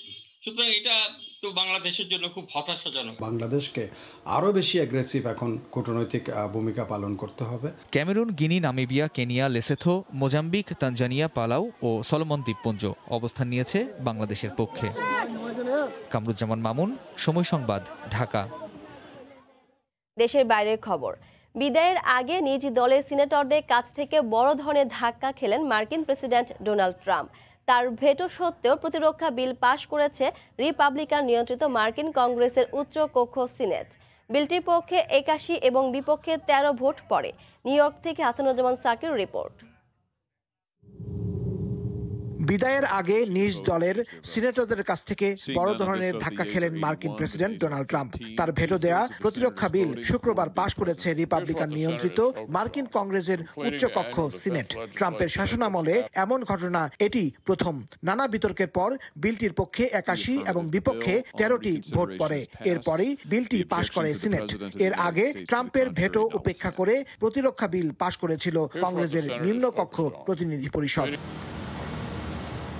বিতর্কিত এই বিল পাশের পরেই নিম্নকক্ষ প্রতিনিধি পরিষদের স্পিকার ন্যান্সি পেলোসির বাসায় হামলার অভিযোগ ওঠে। ক্যালিফোর্নিয়ার সান ফ্রান্সিসকো শহরে তার বাড়ির দেয়ালে অজ্ঞাত বিক্ষুব্ধ কোনো ব্যক্তি দেয়াল জুড়ে গ্রাফিতি এঁকেছেন। রং দিয়ে ভাড়া বাতিল করো এবং আমাদের সবকিছু চাই এমন বেশ কিছু স্লোগান লেখা হয়েছে। গণমাধ্যমে কথা বলতে গিয়ে পেলোসি নাগরিক প্রণোদনার অর্থ বরাদ্দ বাড়ানোর পক্ষে আবারও কথা বলেন। প্রণোদনার অর্থ $2,000 করার পক্ষে প্রেসিডেন্ট ট্রাম্প সমর্থন দিয়েছেন। নিম্নকক্ষে ডেমোক্রেট আর রিপাবলিকানরাও এর পক্ষ নিয়েছে, কিন্তু সিনেটর মিচ ম্যাককোনেন সহ অন্যান্য রিপাবলিকানরাই জনগণের অধিকারের টাকা আটকে রেখেছে। এদিকে মেয়াদ শেষ হওয়ার আগে ক্ষমতা ধরে রাখার শেষ চেষ্টাই করে যাচ্ছেন ট্রাম্প। হাসানুজ্জামান সাকি, সময় সংবাদ, নিউ ইয়র্ক। যুক্তরাষ্ট্রের রাজনৈতিক অস্থিরতা ও করোনার ঊর্ধ্বমুখী সংক্রমণের সবশেষ পরিস্থিতি জানাতে নিউ ইয়র্ক থেকে সরাসরি যুক্ত হচ্ছেন সহকর্মী হাসানুজ্জামান সাকি। আপনাকে ধন্যবাদ এবং ইংরেজি নববর্ষের শুভেচ্ছা জানাচ্ছি আপনাকে।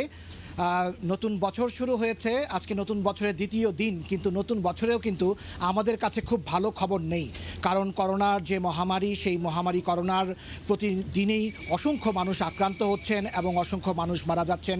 পাশাপাশি যে জো বাইডেন গেল বছরে তিনি বিজয়ী হয়েছিলেন, নবনির্বাচিত প্রেসিডেন্ট, কিন্তু এই বছরের 20 তারিখে, এই মাসেরই 20 তারিখে 20শে জানুয়ারি তার যে ক্ষমতা হস্তান্তরের যে প্রক্রিয়া, সেই প্রক্রিয়া নিয়েই কিন্তু যুক্তরাষ্ট্রের রাজনীতির রঙ্গমঞ্চ কিন্তু এখন বেশ সরগরম। প্রতি মুহূর্তেই নাটকীয়তা দেখা দিয়েছে। এইসব বিষয়ে আপনার মাধ্যমে সময় সংবাদের দর্শকদেরকে আজকে জানাবো। আমি প্রথমেই করোনা পরিস্থিতি নিয়ে বলছি যে আজকে জানুয়ারির 2 তারিখে এই রাতের বেলায় ওয়ার্ল্ডোমিটারের তথ্য অনুযায়ী 2,10,000-এরও বেশি মানুষ আজকে একদিনে 24 ঘন্টায় নতুনভাবে আক্রান্ত হয়েছেন এবং 1900 মানুষ, 1,900 মানুষেরও বেশি আজকে একদিনে মারা গেছেন।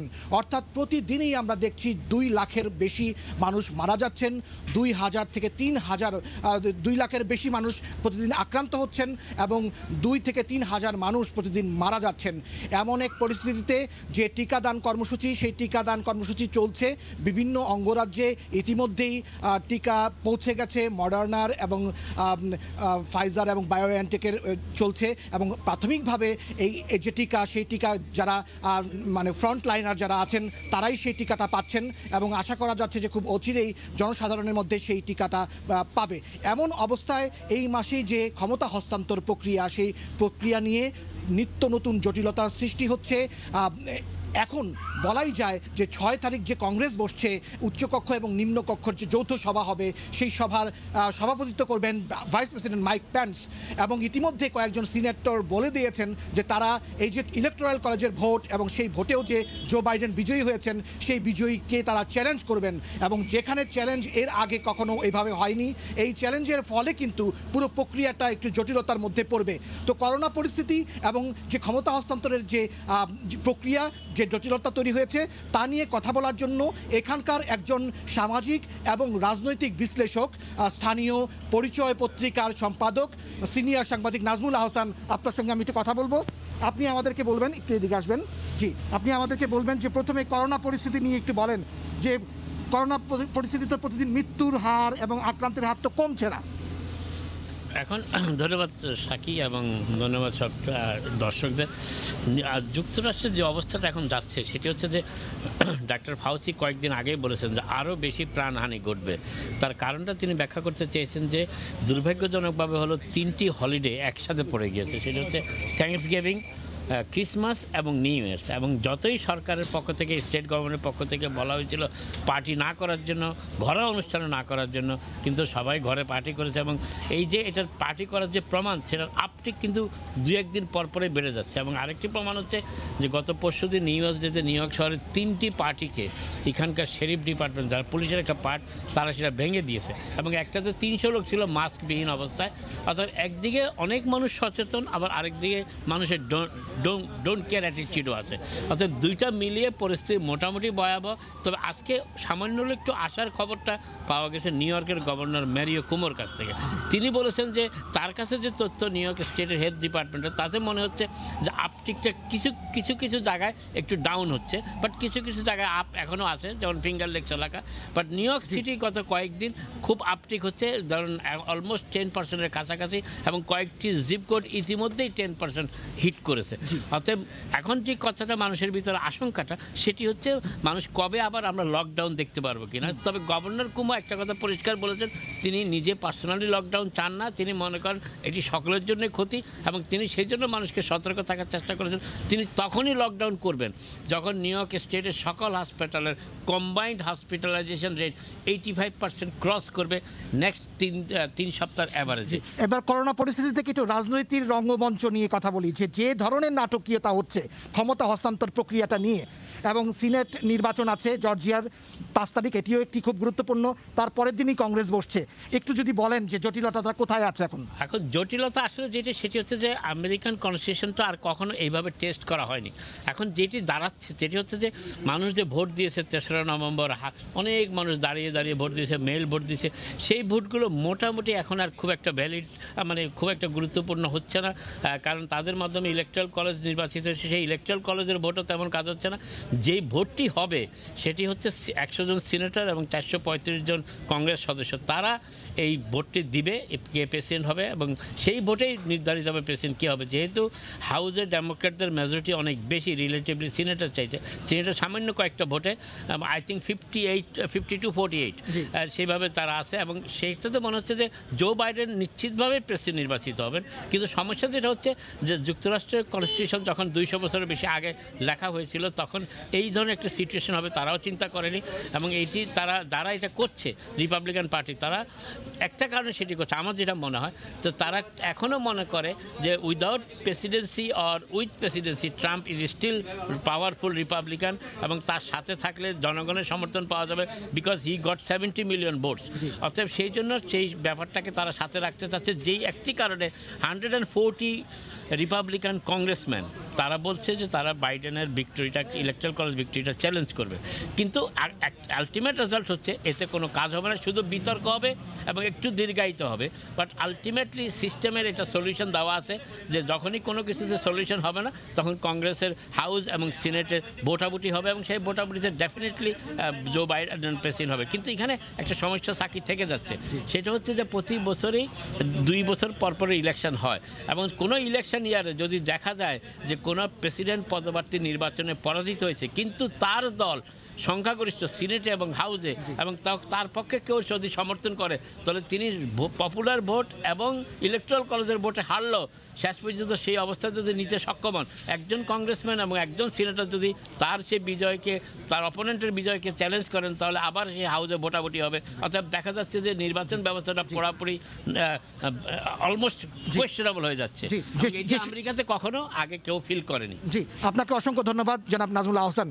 জি মাহমুদ, আপনি শুনছিলেন যে সিনিয়র সাংবাদিক রাজনৈতিক বিশ্লেষক নাজমুল আহসান, তিনি করোনা পরিস্থিতি এবং রাজনীতির যে রঙ্গমঞ্চ যে নাটকীয়তা চলছে ক্ষমতা হস্তান্তর প্রক্রিয়া নিয়ে সেই নিয়ে তিনি কথা বলছিলেন, এবং যে 6 জানুয়ারির কথা বলা হচ্ছে যে কংগ্রেস বসছে, এবং সেইখানে কিন্তু সেই দিন ডোনাল্ড ট্রাম্পের দল রিপাবলিকান এবং ডোনাল্ড ট্রাম্প প্রেসিডেন্ট তিনি কিন্তু বিশাল এক সমাবেশ দেখেছেন, এবং সেই সমাবেশকে কেন্দ্র করে কিন্তু ইতিমধ্যেই আশঙ্কা দেখা দিয়েছে যে সেদিন কি ঘটতে যাচ্ছে। সব কিছু মিলিয়ে এক অস্থিরতার মধ্যেই কিন্তু যুক্তরাষ্ট্রের মানুষ বসবাস করছে। এই ছিল আমার কাছে সর্বশেষ। মাহমুদা, আপনাকে ধন্যবাদ।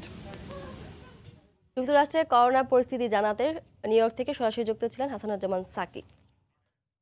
ভোরের সময়ে আরও থাকছে, মাশরাফিকে রেখেই কাল ওয়েস্ট ইন্ডিজ সিরিজের জন্য বাংলাদেশের প্রাথমিক দল ঘোষণা করবে বিসিবি। নিজেদের মধ্যে প্রস্তুতি ম্যাচের পর চূড়ান্ত দল দেবে ক্রিকেট বোর্ড।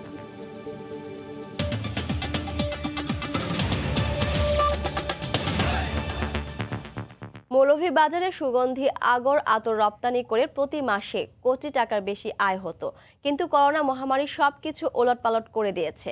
ক্রেতা শূন্য হয়ে পড়ায় বন্ধ হয়ে গেছে বড়লেখা উপজেলার 2 শতাধিক আগর আতর কারখানা। বেকার হয়ে পড়েছেন কয়েক হাজার কারিগর। প্রায় 70 কোটি টাকার ক্ষতির দাবি করে ব্যবসায়ীরা বলছেন এখন ঋণের বোঝায় কাতর তারা। মৌলভীবাজার থেকে শাহ অলিদুর রহমানের পাঠানো তথ্য ও ছবি নিয়ে বিস্তারিত রিপোর্টে। মৌলভীবাজারের বড়লেখা উপজেলার সজনগড় ইউনিয়ন জুড়ে সাজানো এ বাগান আগর গাছের, যার নির্যাস থেকে তৈরি হয় আতরসহ নানা সুগন্ধি। মধ্যপ্রাচ্য সহ বিভিন্ন দেশে বিপুল পরিমাণ চাহিদা থাকায় প্রায় 200 বছর ধরে এখানে উৎপাদন হচ্ছে আগর কাঠ ও আতর, যা রপ্তানি করে বছরে আসে 20 কোটি টাকার বৈদেশিক মুদ্রা। কিন্তু করোনার ধাক্কায় বিশ্বের বাজারে সুগন্ধির চাহিদা কমে যাওয়ায় স্থবির হয়ে পড়েছে আগর আতর শিল্প। এতে বেকার সময় কাটছে সুগন্ধি তৈরিতে কাজ করা কয়েক হাজার শ্রমিকের। যে দেশগুলোতে আগর আতর সেল করার কথা ছিল মধ্যপ্রাচ্যের বিভিন্ন দেশে, সেই দেশগুলোতে দোকানপাট বন্ধ থাকার কারণে বাংলাদেশ থেকে তারা সেই আগর আতর ক্রয় করতেছে না। প্রতিদিন কয়েক শত লোকে কাজ করতো, কিন্তু এখন পুরাপুরি বন্ধ। সুশান নিরাপত্তা চলতেছে সব ফ্যাক্টরি। কাজ কোনো কিছু নাই, কারণ আমরা কাম দিতে পারতেছি না, আমাদের অসুবিধাও ইন্ডাস্ট্রি চলতেছে না। ব্যবসায়ীরা বলছেন তাদের কাছে উৎপাদিত কোটি কোটি টাকার সুগন্ধি পড়ে থাকলেও ক্রেতার চাহিদা না থাকায় কারখানা বন্ধ করতে বাধ্য হয়েছেন তারা। 5 মাস ধরে আমাদের কোনো আগর আতর সেল হচ্ছে না, যার কারণে আমার 2 কোটি টাকার আগর আতর জমা হয়ে আছে। এই আতর বিক্রি করলে, মাল বিক্রি করলে আমি লাভবান হতাম। অনেকে লোন নিচ্ছে, লোন তো দিতে পারতেছে না, তাদের ব্যবসা কীভাবে চলবে? বর্তমান টোটালি বন্ধ। করোনাকালীন সময়ে ব্যবসাটা টোটালি এমন একটা হয়েছে, টোটালি বন্ধ অবস্থায় আছে। অর্থকরী এ শিল্প ধরে রাখতে সব ধরনের ব্যবস্থা নেওয়ার আশ্বাস দেন জেলা প্রশাসক। আমরা ব্যাংকগুলোর মাধ্যমে তাদের যে আর্থিক প্রণোদনা বা এসএমইর যে প্যাকেজগুলো, এগুলো যেন তাদের জন্য সহজলভ্য হয়, এই বিষয়গুলো নিশ্চিত করব। সুগন্ধি আগর আতর শিল্পের সঙ্গে জেলায় প্রায় 15,000 মানুষ জড়িত, আর বড়লেখা উপজেলায় কারখানার সংখ্যা 250-এরও বেশি। সময় সংবাদ, মৌলভীবাজার। আবারও পেঁয়াজের খবর। ভারতীয় পেঁয়াজ আমদানির প্রভাব পড়তে শুরু করেছে দেশের খুচরা বাজারে। কেজিতে অন্তত 2 টাকা কমেছে দাম। এ বিষয়ে জানাতে নাটোরের তেবাড়িয়া হাটে আছেন সহকর্মী আল মামুন। সরাসরি যাচ্ছি তার কাছে। মামুন। মাহমুদা, আপনি জানেন যে গতকাল থেকে যে ভারত থেকে পেঁয়াজ আমদানি শুরু হয়েছে, এতে কিন্তু নাটোরের যে কৃষকরা যারা পেঁয়াজ চাষ করেন তাদের মধ্যে কিন্তু বড় ধরনের হতাশা দেখা দিয়েছে। স্থানীয় কৃষি বিভাগ থেকে 2019 সালের একটি পরামর্শ দেওয়া হয়েছিল পেঁয়াজ বাজারে ওঠা থেকে শেষ পর্যন্ত, বিশেষ করে যে ডিসেম্বর থেকে পেঁয়াজ বাজারে আসা শুরু হয়, এবং এই পেঁয়াজটা কিন্তু পর্যায়ক্রমে কন্দজাত এবং চারাজাত। এই পেঁয়াজটা কিন্তু আপনার মে মাস পর্যন্ত বাজারে আসবে, মাঠ থেকে উঠবে। এই মে মাস থেকে 3 মাস পেঁয়াজ যেন আমদানি না করা হয়, সেই পরামর্শটা কিন্তু দেওয়া হয়েছিল নাটোর কৃষি বিভাগ থেকে। কিন্তু কৃষি বিভাগে সেই পরামর্শের পরেও এই পেঁয়াজ আমদানি করায় কৃষকদের মধ্যে একটি ক্ষোভের সৃষ্টি হয়েছে। আজকে যে বিষয়টি আমরা দেখতে পাচ্ছি যে পেঁয়াজ যে সরবরাহ করা হয়, সে সরবরাহ হয় বা এই হাটে যত পরিমাণ সরবরাহ হয়, কৃষকরা কিন্তু এই দাম কমে যাওয়ার কারণে সেই পেঁয়াজটা কিন্তু তারা আনেননি। একেবারে পরিমাণ খুবই কম দেখতে পাচ্ছি আমরা। তবে ন্যায্য দামের যে নিশ্চয়তা যে পাওয়ার প্রেক্ষিতে কিন্তু যে লাভবান হয়েছিল কৃষকরা, সেটি কিন্তু গতকাল ভারত থেকে পেঁয়াজ আসার পর একেবারেই সেটি বড় ধরনের প্রভাব পড়েছে। আপনি যেটি জানেন যে 2018 সালের যে পেঁয়াজের দাম হঠাৎ করে বৃদ্ধি হওয়ার পরে সেই বৃদ্ধি থেকে শুরু করে কৃষকরা কিন্তু একটা ভালো পর্যায়ের দাম পেয়েছে পরপর 2 বছর।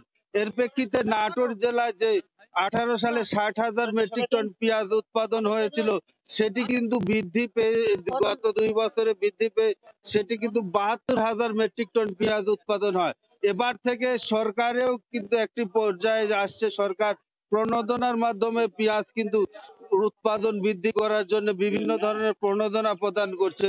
কিন্তু প্রণোদনা প্রদান করার পরও ভারত থেকে পেঁয়াজ আমদানির ফলে একটি কিন্তু ক্ষোভ সৃষ্টি হয়েছে কৃষকদের মাঝে। দামের কারণে হতাশায় তারা দেখতে পাচ্ছি আমরা। এছাড়া যে বিষয়টি বলতে পারি, চলতি বছর কিন্তু পেঁয়াজের লক্ষ্যমাত্রা অতিক্রম করবে নাটোরের জেলা কৃষি বিভাগ। এবার লক্ষ্যমাত্রা ধরা হয়েছিল 4,616 হেক্টর জমিতে পেঁয়াজ চাষের লক্ষ্যমাত্রা ধরা ছিল। এর মধ্যে আগাম জাতের যে পেঁয়াজটি বাজারে ওঠা শুরু হয়েছে, নতুন পেঁয়াজ আপনারা দেখতে পাচ্ছেন যে পেঁয়াজটি নতুন পেঁয়াজ, এই পেঁয়াজটি কিন্তু আগাম জাতের পেঁয়াজের এটি টার্গেট ধরা হয়েছিল, কৃষি বিভাগ ধরছিল 1000 হেক্টর জমিতে। দাম ভালো থাকায় এবং ভালো পেঁয়াজ উৎপাদন হয়, আবহাওয়া অনুকূলে থাকায় পেঁয়াজ কিন্তু একটি ভালো পর্যায়ে আসার কারণে এটি কিন্তু কৃষি বিভাগ অতিক্রম করেছে। এবার 1135 হেক্টর কিন্তু এই কন্দ জাতের পেঁয়াজ রোপণ হয়েছে। এছাড়া যে বিষয়টি আপনার বলতে পারি যে 3600 হেক্টর যে চারা জাতের পেঁয়াজ লক্ষ্যমাত্রা নির্ধারণ করা হয়েছে রোপণের, সেটিও কিন্তু এবার অতিক্রম করবে বলে কৃষি বিভাগ ধারণা করে। কৃষি বিভাগ প্রাথমিকভাবে চলতি বছর ৭৮,০০০ মেট্রিক টন পেঁয়াজ, কৃষি বিভাগ ৭৮,০০০ মেট্রিক টন পেঁয়াজ উৎপাদনের লক্ষ্যমাত্রা নির্ধারণ করলেও সেটি কিন্তু অতিক্রম করবে। সেটি বলতে স্থানীয় কৃষি বিভাগ বলছে ৮০ থেকে ৮৫,০০০ মেট্রিক টন পেঁয়াজ কিন্তু এবার উৎপাদন হবে নাটোর জেলায়। তবে যদি এই পরিস্থিতি হয়, বিশেষ করে চলতি মাসে যে জানুয়ারিতে চারা জাতের পেঁয়াজ রোপণ শুরু হয়েছে, দাম না পেলে কিন্তু এটা ফেব্রুয়ারি পর্যন্ত রোপণ হবে, দাম না পেলে কৃষকরা কিন্তু সেই লক্ষ্যমাত্রা পূরণ নাও করতে পারেন। তো এই ছিল আমার কাছে পেঁয়াজের সর্বশেষ পরিস্থিতি।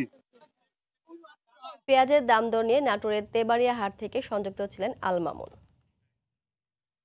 নতুন বছরের শুরুতে নাটোরের সব ধরনের শীতকালীন সবজির দাম কমেছে। মাত্র 2 দিনের ব্যবধানে নাটোর শহরের স্টেশন বাজারের পাইকারি সবজির বাজারে কোনো সবজি কেজি প্রতি 20 টাকা পর্যন্ত কমেছে। এতে কৃষকের মাঝে দেখা দিয়েছে হতাশা। বাজারে সরবরাহ বেশি হওয়ায় সবজির দাম কমছে বলে জানান আড়তদাররা। নাটোর প্রতিনিধি আল মামুনের তথ্য ও ছবিতে রিপোর্ট। ভোর থেকে নাটোর শহরের বড় পাইকারি সবজির বাজার স্টেশন বাজারে কৃষক তাদের উৎপাদিত ফসল নিয়ে আসেন। অনেক স্বপ্ন নিয়ে কৃষকরা ফসল নিয়ে এ বাজারে আসলেও বর্তমান দামে হতাশ তারা। ডিসেম্বরের মাঝামাঝি থেকে শেষ সপ্তাহ পর্যন্ত সবজির দাম ভালো থাকলেও গতকাল থেকে কমতে থাকে সব ধরনের সবজির দাম। কোনো সবজি গত সপ্তাহের তুলনায় 20 টাকা কমে বিক্রি হচ্ছে। আমরা এখন এই 2 সপ্তাহের মধ্যে মালের দাম অনেক কমে গেছে, আমরা কম দামে মাল কিনতেছি এবং কম দামে মাল বিক্রি করতেছি। আগে ছিল 30-35 টাকা কেজি, এখন মনে করেন যে 20 টাকা 15 টাকাও বিক্রি হয়। হঠাৎ দাম কমে যাওয়ায় উৎপাদন খরচ উঠছে না কৃষকের। এতে ঋণ শোধ নিয়ে দুশ্চিন্তায় কৃষক। কিস্তি থেকে ঋণ উঠাবো, ঋণ উঠায় তাহলে চালাবো কিভাবে? গত সপ্তাহে যা বিক্রি করছি এই সপ্তাহে তার অর্ধেক। এই পাইকারি বাজারে গত 2 সপ্তাহ ধরে প্রতিদিন প্রায় 600 মণ সবজি সরবরাহ হলেও এখন প্রতিদিন সরবরাহ হচ্ছে প্রায় 1200 মণ। দ্বিগুণ সরবরাহ হলেও পর্যাপ্ত ক্রেতা না থাকায় সবজির দাম কমেছে বলে দাবি আড়তদারদের। যেখানে 500-600 মণ বেচা কিনা হইতো সেখানে এখন 1000-1200 মণ আমদানি হয়েছে। লেবার দিয়ে তুলে গাড়ি ভাড়া দিয়ে পোষাচ্ছে না। চলতি বছর নাটোর জেলায় প্রায় 1,00,000 মেট্রিক টন শীতকালীন সবজি উৎপাদনের লক্ষ্যমাত্রা নির্ধারণ করেছে স্থানীয় কৃষি বিভাগ। আর এ পর্যন্ত প্রায় 25,000 মেট্রিক টন সবজি ক্ষেত থেকে তোলা হয়েছে। সময় সংবাদ, নাটোর। সিরাজগঞ্জে ভোর থেকে কৃষকরা তাদের উৎপাদিত সবজি নিয়ে আসেন জেলার সবচেয়ে বড় আড়ত পৌর পাইকারি বাজারে। এই মুহূর্তে সেখানে আছেন সহকারী রিঙ্কু কুন্ডু। সরাসরি চলে যাচ্ছি তার কাছে। রিঙ্কু। ধন্যবাদ মাহবুদা। আসলে গত কয়েকদিন আমরা দেখেছি যে বাজারে কিন্তু কাঁচা সবজির যে মূল্য সেটি কিন্তু ঊর্ধ্বগতি ছিল এবং আজকে সেই মূল্যটি কিন্তু কমছে এবং আমরা ভোর থেকে দেখছি সিরাজগঞ্জের সবচেয়ে বড় যে পাইকারি সবজির আড়ত পৌর পাইকারি সবজির আড়তে আমরা আছি এবং দেখছি যে বিভিন্ন প্রকার সবজি কিন্তু সরবরাহ বেড়েছে আজকে, যে কারণে দামও কিন্তু অনেকটাই কমে গেছে। ব্যবসায়ীরা যেটি বলছে যে দাম কমার কারণে কিন্তু তাদের আসলে কেনা বেচাও বেশ ভালো। আমরা দেখছি যে ভোর থেকে এখানে বিভিন্ন উপজেলায় উৎপাদিত কৃষকেরা তাদের ফসল যে সকল রয়েছে, যেগুলো ফসল রয়েছে সেগুলো কিন্তু সরাসরি এখানে নিয়ে এসে বিক্রি করছে এবং আড়তদাররা এইখান থেকে আসলে বিক্রি করছে এবং খুচরা ব্যবসায়ীরা যারা আছে বিভিন্ন হাট বাজার থেকে খুচরা ব্যবসায়ীরা এসে এখান থেকে পাইকারি দামে এই সকল সবজি কিনে নিয়ে কিন্তু খুচরা বাজারে বিক্রি করে। আমরা দেখছি যে এখনো কিন্তু আসলে যে ফুলকপি, পাতাকপি, মূলা, পটল, সিম এগুলো কিন্তু আসলে দাম অনেকটাই কমেছে এবং আমরা দেখছি যে ফুলকপি বিক্রি হচ্ছে। ফুলকপি কিন্তু সিরাজগঞ্জের উৎপাদিত ফুলকপি, কারণ সিরাজগঞ্জের তারাস, রায়গঞ্জ, কাজীপুর সদর এবং কামারখন্দ সহ বেশ কয়েকটি উপজেলায় কিন্তু সকল সবজি ফুলকপি কিন্তু উৎপাদন হয়ে থাকে। তো আমরা আজকে যেটি বাজার মূল্য দেখছি যে আলু কিন্তু 22 থেকে 30 টাকা কেজি, মরিচ 60 থেকে 65 টাকা, আদা 55 টাকা, বেগুন 15 থেকে 20 টাকা, গাজর 20 থেকে 25 টাকা, শসা 15 থেকে 20 টাকা পাইকারি দামে বিক্রি হচ্ছে। আমরা দেখছি যে এখনো কিন্তু বিভিন্ন যানবাহনে করে কৃষকেরা তাদের উৎপাদিত সবজি কিন্তু আসলে নিয়ে আসছে, কারণ এই সকল যানবাহনে করে বিভিন্ন জেলার বিভিন্ন উপজেলায় উৎপাদিত এই সকল সবজি, যেমন পাতাকপি আমরা দেখছি যে পাতাকপির কিন্তু আসলে আজকে সরবরাহ অনেকটাই ভালো, যে কারণে এই পাতাকপি আর ফুলকপির মূল্য কিন্তু অনেকটাই কমেছে। পাতাকপি বিক্রি হচ্ছে 15 থেকে 20 টাকা, ছোটগুলো আসলে 12 টাকা, এগুলো কিন্তু আসলে পাইকারি দামে বিক্রি হচ্ছে। এবং বিভিন্ন খুচরা ব্যবসায়ীরা, আপনারা দেখছি যে বিভিন্ন খুচরা ব্যবসায়ীরা এই সকল পাতাকপি কিনে নিয়ে কিন্তু আসলে বিভিন্ন হাট বাজার তারা বিক্রি করে থাকে। তো আমরা দেখছি যে এই সকল পাতাকপি এবং ফুলকপি এটি কিন্তু 15 থেকে 20 টাকা কেজিতে বিক্রি হচ্ছে। আমরা এই মূল্যটি কিন্তু আসলে অনেকটাই কম, যে কারণে আসলে বেচা কিনাও বেশ ভালো বলছে ব্যবসায়ীরা। আর ভোর থেকেই এই কাঁচা বাজারটিতে বেচা কিনা শুরু হয় এবং সকাল 9টা পর্যন্ত আসলে বেচা কিনা চলে বলে জানিয়েছে ব্যবসায়ীরা। আর এখানে এই কাঁচা সবজির আড়তে মোট 100টি দোকান রয়েছে এবং এখানে প্রতিদিন প্রায় 20 থেকে 30 লাখ টাকার কিন্তু সবজি আসলে কেনা বেচা হয়ে থাকে। আমি আমি আমি আমি যদি একজন ব্যবসায়ীর সাথে কথা বলতে চাই, যে আপনি একটু বলবেন যে আজকে আসলে বাজারে কি অবস্থা, কোনটার মূল্য কেমন? আজকে আপনার ফুলকপি বিক্রি হচ্ছে 16 টাকা কেজি, 15টা 16 টাকা কেজি। আপনার মূলা 4 টাকা 5 টাকা কেজি। আপনার যে বেগুন বিক্রি হচ্ছে, বেগুন আলি আপনার 20 টাকা কেজি। পাতাকপি আপনার 15 টাকা 20 টাকা পিস। আজকে বাজার একটু ভালো আছে। গত সপ্তাহ থেকে আজকে একটু কমছে? না, একটু কমছে, বাজার কমছে। আমার আমদানি প্রচুর আমদানি, কাস্টমার বাজারে নাই, বাজার একটু মানে ঢিল বাজার। হ্যাঁ, আপনি আসলে শুনছিলেন যে একজন ব্যবসায়ী কিন্তু আসলে বলছিলেন যে আজকে কিন্তু মূল্য কিন্তু অনেকটাই কমেছে এবং যে কারণে কিন্তু আসলে বেচা কিনা বেশ ভালো। তো গত সপ্তাহ থেকে আসলে সব সবজির আসলে আমরা দেখছি যে সরবরাহ বেড়েছে এবং প্রত্যেকটি সবজির দামই কিন্তু কেজি প্রতি 5 থেকে 15 টাকা পর্যন্ত কমেছে বলে জানাচ্ছে আমাদেরকে ব্যবসায়ীরা। তো এই ছিল সিরাজগঞ্জের সবচেয়ে যে বড় সবজির বাজার, পৌর পাইকারি সবজির থেকে আমার কাছে সর্বশেষ খবর। মাহমুদা। সিরাজগঞ্জের সবচেয়ে বড় পাইকারি বাজার থেকে আমাদের সাথে সংযুক্ত ছিলেন রিঙ্কু কুন্টু। খুলনা রূপসা পাইকারি মাছ বাজারে কমেছে সব রকম মাছের সরবরাহ, সামুদ্রিক মাছ নেই বললেই চলে। তরিকুল ইসলামের রিপোর্ট, ক্যামেরায় ছিলেন রিয়ামুল হোসেন কোচি। শীতের প্রকোপ বেড়ে যাওয়ায় সমুদ্র এবং নদী থেকে জেলেরা মাছ ধরতে পারছে না, যে কারণে খুলনার রূপসা পাইকারি বাজারে সব রকম মাছের সরবরাহ কমে গেছে। বিশেষ করে যে সামুদ্রিক মাছ সাধারণ মানুষের আমিষের চাহিদা মিটিয়ে থাকে, সেই মাছ বাজারে নেই বললেই চলে। বাজার দখল করে আছে কিছু হাইব্রিড প্রজাতির পাঙ্গাস, কই, শিং সহ বেশ কিছু মাছ। এছাড়া দেশি প্রজাতির রুই কাতলা, ভেটকি সহ কিছু মাছ বাজারে এসেছে। তবে মাছের আমদানি কম হলেও দাম কেজি প্রতি 100 থেকে 150 টাকা পর্যন্ত কমে গেছে।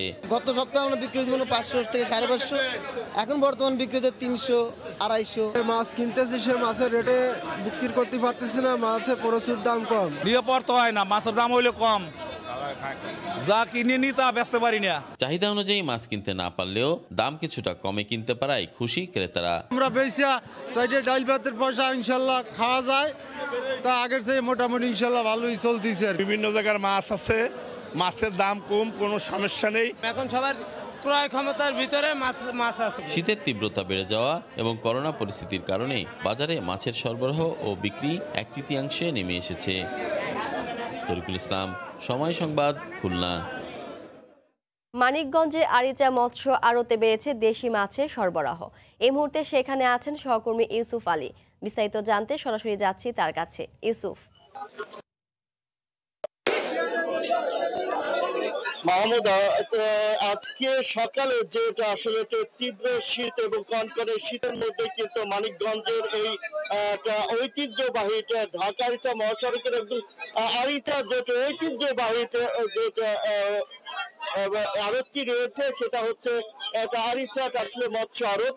সেই মৎস্য আড়তে কিন্তু একদম ভোর থেকেই আসলে সরগরম হয়ে উঠেছে আসলে মাছ বেচা কিনা। তো সেই ক্ষেত্রে এই যে আড়তটির যে বৈশিষ্ট্যটি রয়েছে সবচাইতে যে পদ্মা, যমুনা এবং মুক্ত জলাশয়ের ইছামতি, ধলেশ্বরী এবং কালীগঙ্গা নদীর যে একটা মাছ রয়েছে সেই মাছই কিন্তু এখানে সবচাইতে বেশি দেখা যাচ্ছে।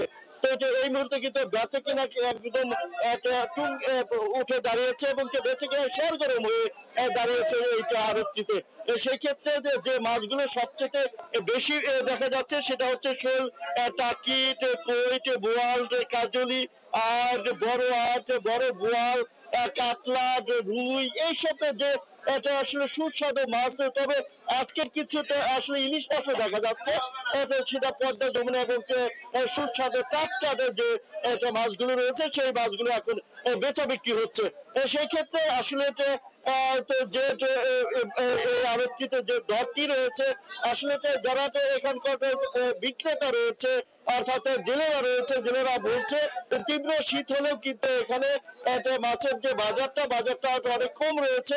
তারপরেও তারা আসলে খুশি রয়েছে, কারণ হচ্ছে কি আসলে তাদের জালেতে এখন ঝাঁকে ঝাঁকে মাছ ধরা পড়ছে, যার জন্য মাছের দাম কম হলেও তারা কিন্তু খুশি। অনেকে পাইকাররা বলছে এখানকার মাছ আসলে ঢাকা এবং ঢাকার আশপাশের চাহিদা টাকা কিন্তু মাছের আসলে কদর রয়েছে, যার জন্য তারা কিন্তু এখানে আসে এবং বাচ্চা এখান থেকে কিনে ঢাকায় বিক্রি করে। এছাড়াও মানিকগঞ্জের যে হাট বাজার বিভিন্ন অলিগলি রয়েছে, এই যে আড়ত থেকে কিন্তু তারা মাছ ক্রয় করে এবং তারা খুচরা মধ্যে বিক্রি করে। তো এই মুহূর্তে যে বাজারটি রয়েছে তো তা যদি আপনাকে জানাইতে, সেই মুহূর্তে শোলটা কি আসলে 250 এবং 300 টাকা পর্যন্ত দর রয়েছে। কই মাছ আছে 350 থেকে 400 টাকা, শোল মাছ বিক্রি হচ্ছে 600 থেকে 700 টাকা, কাজলি মাছ বিক্রি হচ্ছে। আসলে কাজলি মাছ আর সুস্বাদু এবং একদম ঐতিহ্যবাহী একটি মাছ, পদ্মা যমুনার সেই কাজলি মাছ বিক্রি হচ্ছে 550 থেকে 600 টাকায়।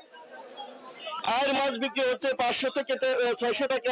বড় আর যেটা একদম 8 কেজি 10 কেজি পায় আর মাছ, সেই আর মাছগুলো আসলে দেখতে খুব লোভনীয়। সেই আর মাছগুলো বিক্রি হচ্ছে 1000 থেকে 1100 টাকার ভিতরে।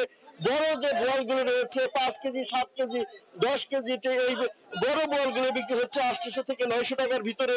ইলিশ যেটা পদ্মা যমুনা এবং সুস্বাদু ইলিশ, সেইটা ইলিশ বিক্রি হচ্ছে 900 থেকে 1000 টাকা কেজি দরে।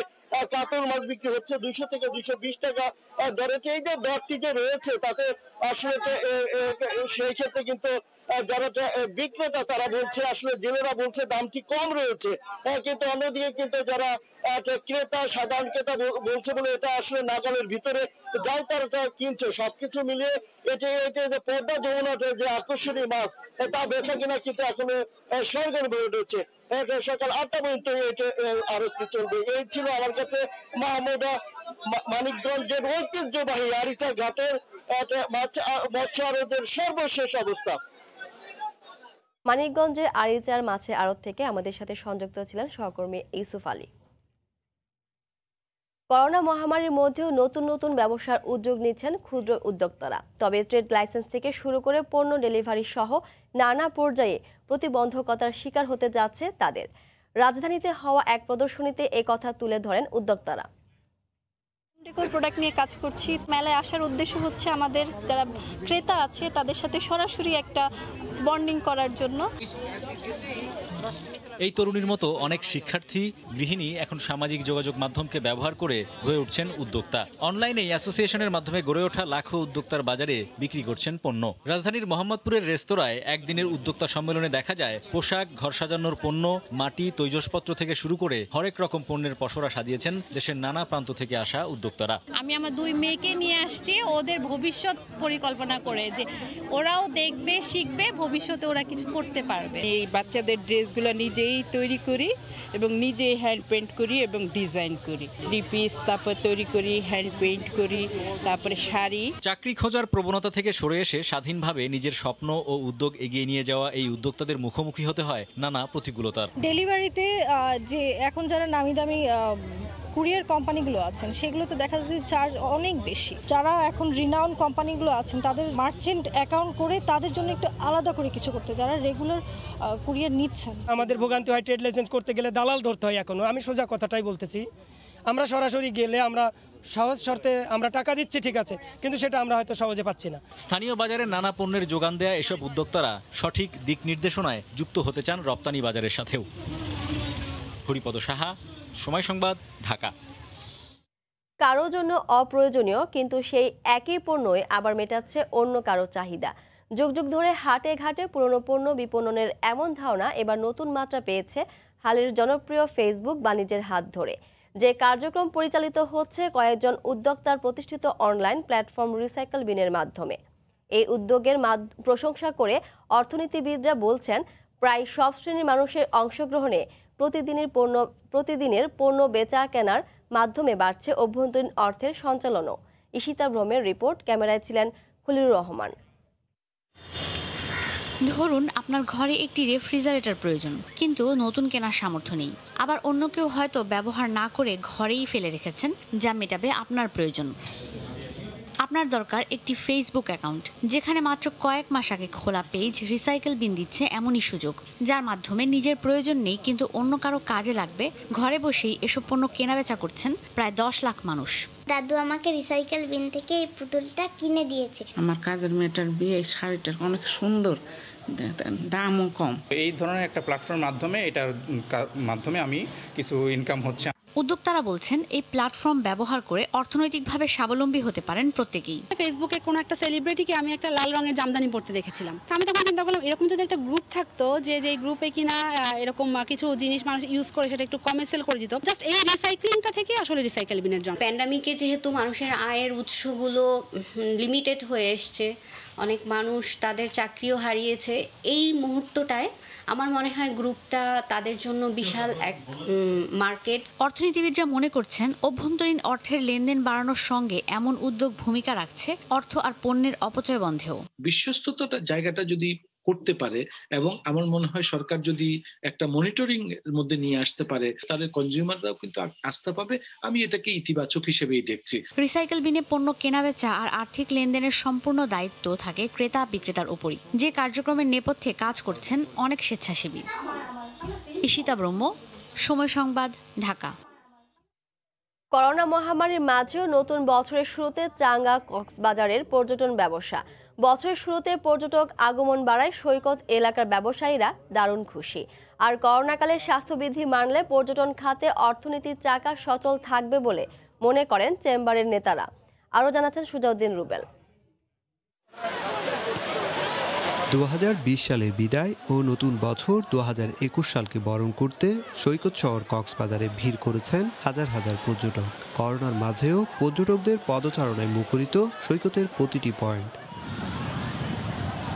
বিপুল সংখ্যক পর্যটকের আগমনে কর্মব্যস্ততা বেড়েছে সৈকত এলাকার ফটোগ্রাফার, জেটস্কি ও বিচ বাইক চালকদের। একই সাথে জমজমাট ব্যবসা বারপিস মার্কেটগুলোতেও। ক্রেতাদের উপচে পড়া ভিড়ে পণ্যের কেনাবেচায় সরগরম দোকানগুলো। 31 নাইটের পর থেকে পর্যাপ্ত পরিমাণ বেচা কেনা হয়েছে। খুবই ভালো যাচ্ছে আমাদের ব্যবসা বাণিজ্য। ইনশাল্লাহ এভাবে হলে আমরা খুবই ভালোভাবে জীবনযাপন করতে পারবো আর কি। পর্যটকের আসার কারণে আমাদের অনেক লাভবান এভাবে চলতে থাকলে আমাদের অনেক ভালো হয়। কক্সবাজারের 450 শতাধিক হোটেল, মোটেল ও রিসোর্টগুলো পর্যটকে কানায় কানায় পূর্ণ। নতুন বছরে পর্যটকের আগমন বাড়বে বলে আশা পর্যটন সংশ্লিষ্টদের। আশা করছি প্যান্ডামিক সিচুয়েশনটা কেটে আমরা নতুনভাবে আবার শুরু করতে পারবো এবং পর্যটকরাই টয়টুম্বুর থাকবে এখানে। চেম্বারের সভাপতি জানালেন, করোনাকালীন সময়ে সবাই স্বাস্থ্যবিধি মানলেই পর্যটন খাতে অর্থনীতির চাকা সচল থাকবে। করোনার প্যান্ডেমিক সিচুয়েশনটা এরা ভুলে যায়। সুতরাং স্বাস্থ্যবিধি মেনে যদি আমরা করোনাকালীন সময় উত্তরণ ঘটাতে পারি, তাহলে আমরা সেই চলমান যে অর্থনৈতিক চাকাটাকে সচল রাখতে পারবো। চেম্বারের দেয়া তথ্য মতে বিশ্বের দীর্ঘতম সমুদ্র সৈকত কক্সবাজার, ইনানি ও প্রবাল দ্বীপ সেন্ট মার্টিনে গত 3 দিনে ভ্রমণে আসেন 3 লাখেরও বেশি পর্যটক। সুজাউদ্দিন রুবেল, সময় সংবাদ, কক্সবাজার। বান্দরবানে স্থাপন করা হচ্ছে 2টি স্মার্ট ভিলেজ।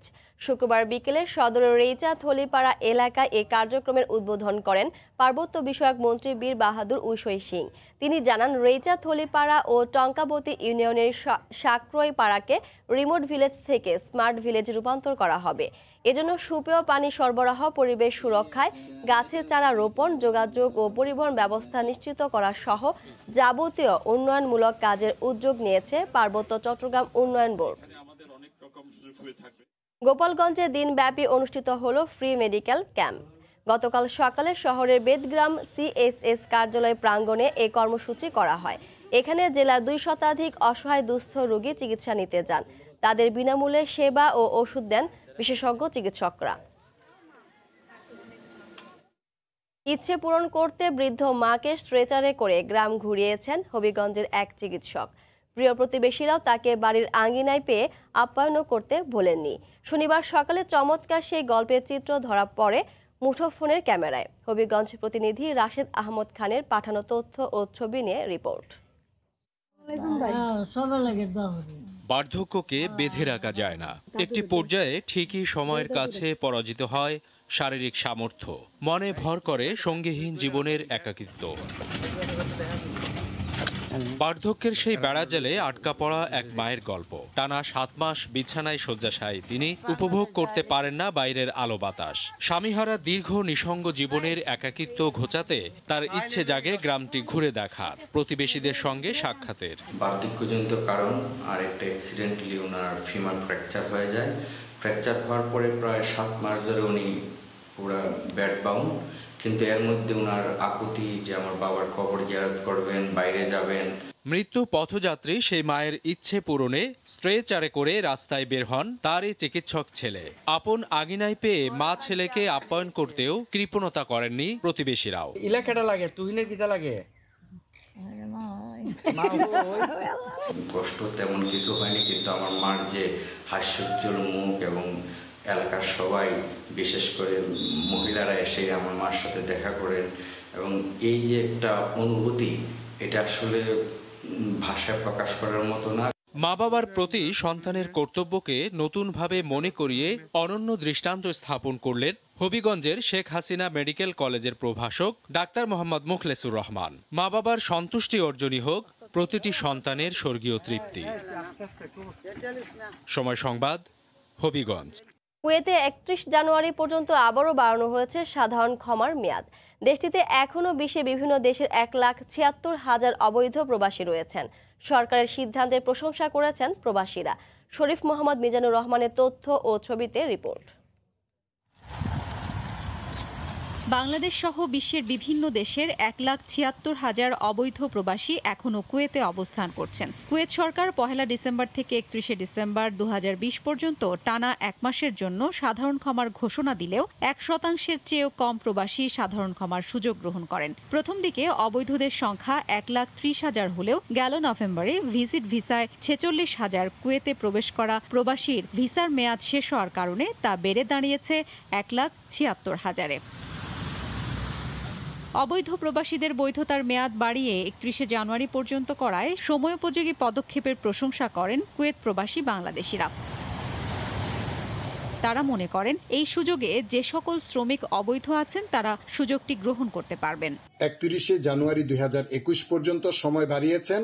এই পদক্ষেপ কুয়েত সরকারের প্রশংসনীয়। কুয়েতের প্রবাসীদের প্রতি আমার আকুল অনুরোধ রইল, আপনারা জরিমানা আদায় করে আকামা নবায়ন করে নিন, নয়তোবা জরিমানা দিয়ে দেশে চলে যাবেন। বর্তমানে বাংলাদেশ সহ বিশ্বের বিভিন্ন দেশে আটকে পড়া 3 লাখ প্রবাসীর আকামার মেয়াদ থাকলেও 1,50,000 প্রবাসীর আকামা মেয়াদ উত্তীর্ণ হয়ে গেছে। সময় সংবাদ, কুয়েত। ইট পাথরের যান্ত্রিক জীবনে কুঁড়ে ঘরের কথা হয়তো অনেকেই ভুলে গেছে। প্রায় 2000 বছর আগে আয়ারল্যান্ডে অনেক কুঁড়ে ঘর ছিল। এখনো তার ঐতিহ্য ধরে রেখেছেন আইরিশরা। কুঁড়ে ঘর নিয়ে বিস্তারিত জানবো সৈয়দ জুয়েলের রিপোর্টে। আধুনিক বিশ্বে কুঁড়েঘর বিলুপ্ত প্রায়। শুনতে অবাক লাগলো, এটাই সত্যি। আয়ারল্যান্ডে এখনো রয়েছে অনেক কুঁড়েঘর। প্রায় 2000 বছর আগে যখন প্রথম কুঁড়েঘর তৈরি হয় তখন একটি এলাকায় পাশাপাশি অনেকগুলো ঘর তৈরি হতো। মূলত ক্লাচান সম্প্রদায়ের লোকরাই তখন বেশি বাস করত এই সকল কুঁড়েঘরে। উপকূল ও পাথুরে অঞ্চলেই এই ঘরগুলো বেশি ছিল। এখন যে ঘরগুলো রয়েছে বর্তমান প্রজন্ম তা পেয়েছে তাদের পূর্বপুরুষদের কাছ থেকে। একবারে ঘরে খড় পরিবর্তন করলে 15 থেকে 25 বছর পর্যন্ত অনায়াসেই চলে যায়। হারিয়ে যাওয়া সংস্কৃতি ধরে রাখতে এখনো ব্যবহার হচ্ছে এসব কুঁড়ে ঘর, যা দেখে মন হারিয়ে যায় 2000 বছর পিছনে। আধুনিক যুগের মানুষরা একটু হলেও থমকে যান পুরানো এ কুটির দেখে। আয়ারল্যান্ড থেকে সৈয়দ জুয়েল, সময় সংবাদ। বাংলাদেশ ক্রিকেট দলের খবর। ওয়েস্ট ইন্ডিজের বিপক্ষে বাংলাদেশের প্রাথমিক ওয়ানডে দল ঘোষণা করা হবে কাল। প্রাথমিক দলে থাকবেন 24 জন ক্রিকেটার। ক্যারিবীয়দের বিপক্ষে 2টি প্রস্তুতি ম্যাচের পর 17 সদস্যের চূড়ান্ত দল দেবেন নির্বাচকরা। তার আগে 8 জানুয়ারি কোচিং স্টাফরা ঢাকায় আসবেন। বায়ুবাবুলে 2 দিন থাকার পর 10 জানুয়ারি থেকে মাঠের অনুশীলন শুরু করবেন বাংলাদেশ জাতীয় দলের ক্রিকেটাররা। করোনার প্রভাবে 10 মাস আন্তর্জাতিক ক্রিকেটের বাইরে বাংলাদেশ ক্রিকেট দল অবশেষে 20 জানুয়ারি ওয়েস্ট ইন্ডিজের বিপক্ষে মিরপুরে প্রথম ওয়ানডের মধ্য দিয়ে সব অপেক্ষার অবসান ঘটতে যাচ্ছে। আন্তর্জাতিক ক্রিকেটে ফিরতে মুখিয়ে তামিম, সাকিব, মুশফিকরা সিরিজ সামনে রেখে সোমবার 24 সদস্যের প্রাথমিক দল ঘোষণা করবেন নির্বাচকরা। প্রেসিডেন্ট কাপে দুর্দান্ত পারফরমেন্স করা সুমন খান, ইরফান শুকুর ও শরীফুলরা থাকতে যাচ্ছেন এই দলে। এছাড়া তেমন কোনো চমক নেই বলেই সূত্রে খবর মিলেছে। প্রাথমিক দলে সুযোগ পেতে যাচ্ছেন আলোচনায় থাকা মাশরাফি বিন মুর্তজাও। এরপর 14 ও 16 জানুয়ারি নিজেদের মধ্যে 2টি প্রস্তুতি ম্যাচের পর 17 সদস্যের চূড়ান্ত দল ঘোষণা করবে ক্রিকেট বোর্ড। ক্যারিবীয়রা তাদের সেরা দল পাঠাতে না পারলেও বিসিবি খুবই সচেতন সময়ের সেরা বাংলাদেশ দল নির্বাচনে। নরমালি ডিপেন্ড করছে মানে পারফরমেন্সের উপর, আপনার কোন প্লেয়াররা ভালো করছে, যেটা অ্যাজ ইউজুয়াল আমরা যেভাবে ছিলে ওরকমই রাখবো, হয়তো বা একটু কম বেশি হবে, বাট বেশি আমরা চেঞ্জ করার পক্ষপাতী না। আমার বিশ্বাস যেহেতু ওরা সবসময় ভালো টিম করে আসছে, এবারও ভালো করবে। এই সোমবার দল ঘোষণার পর মঙ্গল ও বুধবার প্রাথমিক দলে জায়গা পাওয়া ক্রিকেটারদের ফিটনেস টেস্ট। এই ফিটনেস টেস্টের উপর নির্ভর করছে মাশরাফির পরবর্তী জাতীয় দলের ভবিষ্যৎ। ফিটনেস টেস্ট শেষে 7 জানুয়ারি করোনা টেস্টের পরের দিন বায়োবাবল সুরক্ষার মধ্য দিয়ে ক্রিকেটাররা উঠবেন টিম হোটেলে। এর 2 দিন পর আনুষ্ঠানিকভাবে মাঠে অনুশীলন শুরু করবে বাংলাদেশ জাতীয় ক্রিকেট দল। এদিকে কোচিং স্টাফদের মধ্যে বড়দিনের ছুটি কাটিয়ে ঢাকায় ফিরেছেন ট্রেইনার ও ফিজিও। 8 জানুয়ারি head coach Russell Domingo, bowling coach Otis Gibson, fielding coach Ryan Cook ও কম্পিউটার অ্যানালিস্ট শ্রীনিবাসন দেশে ফিরবেন। কেটে গেছে সব অনিশ্চয়তা। স্পিন বোলিং কোচ ড্যানিয়েল ভিটোরির সার্ভিস শেষ পর্যন্ত ক্যারিবীয় সিরিজেই পেতে যাচ্ছে বাংলাদেশ ক্রিকেট দল। তবে ওয়ানডে সিরিজে নয়, টেস্ট সিরিজ থেকেই তার বোলিংয়ের কৌশলের দীক্ষা পাবেন সাকিব, মিরাজ, তাইজুল, নাইমরা। হুমায়ুন কবির রোজ, সময় সংবাদ, ঢাকা। মাকে নিয়ে মার্কিন মুলুক থেকে সকালে দেশে ফিরছেন টাইগারদের বিশ্বসেরা অলরাউন্ডার সাকিব আল হাসান। সব ঠিক থাকলে তাকে বহন করা কাতার এয়ারওয়েজের বিমানটি সকাল 10টায় ঢাকায় অবতরণ করবে। এর আগে শ্বশুর অসুস্থ থাকায় বঙ্গবন্ধু টি-20 কাপে জেমকন খুলনার হয়ে প্রথম কোয়ালিফায়ার শেষে আমেরিকা যান সাকিব। মাঝে সামাজিক যোগাযোগ মাধ্যমে খবর দিয়েছেন তৃতীয় সন্তানের জনক হওয়ার ও। ওয়েস্ট ইন্ডিজের বিপক্ষে সিরিজের জন্য 10 জানুয়ারি থেকে শুরু হচ্ছে টাইগারদের কন্ডিশনিং ক্যাম্প। সেই ক্যাম্পে যোগ দিতেই মূলত সাকিবের দেশে ফেরা। জানা গেছে কালই কোভিড পরীক্ষা করাবেন তিনি। এরপর 2-1 দিন ঐচ্ছিক অনুশীলন করতে পারেন মিরপুরে।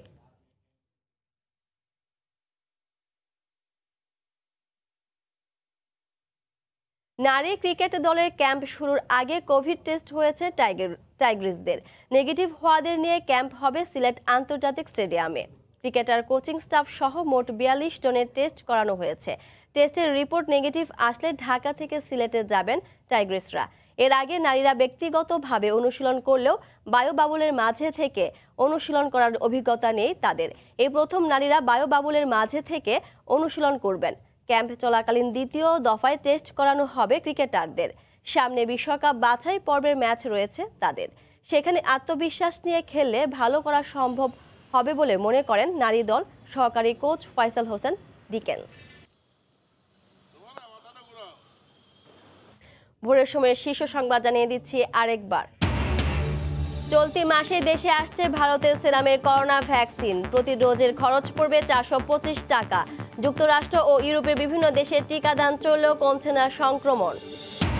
কর্ণফুলী নদীর তলদেশে পুরো দমে এগিয়ে চলেছে বঙ্গবন্ধু টানেলের নির্মাণ কাজ। শেষ হয়েছে 60% বেশি। শিল্প কারখানার প্রসারে বাড়বে কর্মসংস্থানের সুযোগ। পথ শিশুদের পুনর্বাসনে মোটা অঙ্কের বরাদ্দ থাকলেও সুবিধা পাচ্ছে না ছিন্নমূলরা। প্রায় 4.5 কোটি টাকা গায়েব। নজরদারির অভাবে প্রাতিষ্ঠানিক রূপ পেয়েছে দুর্নীতি। রাস্তা দখল করে রাজধানীর মহাখালীতে অবৈধ বাস পার্কিং, দীর্ঘ যানজটে রাতভর ভোগান্তি। বাস মালিকদের দায়ী করলেন চালক, অসহায় ট্রাফিক পুলিশ। এ ছিল ভোরের সময়ে, সঙ্গে থাকুন সময়ের।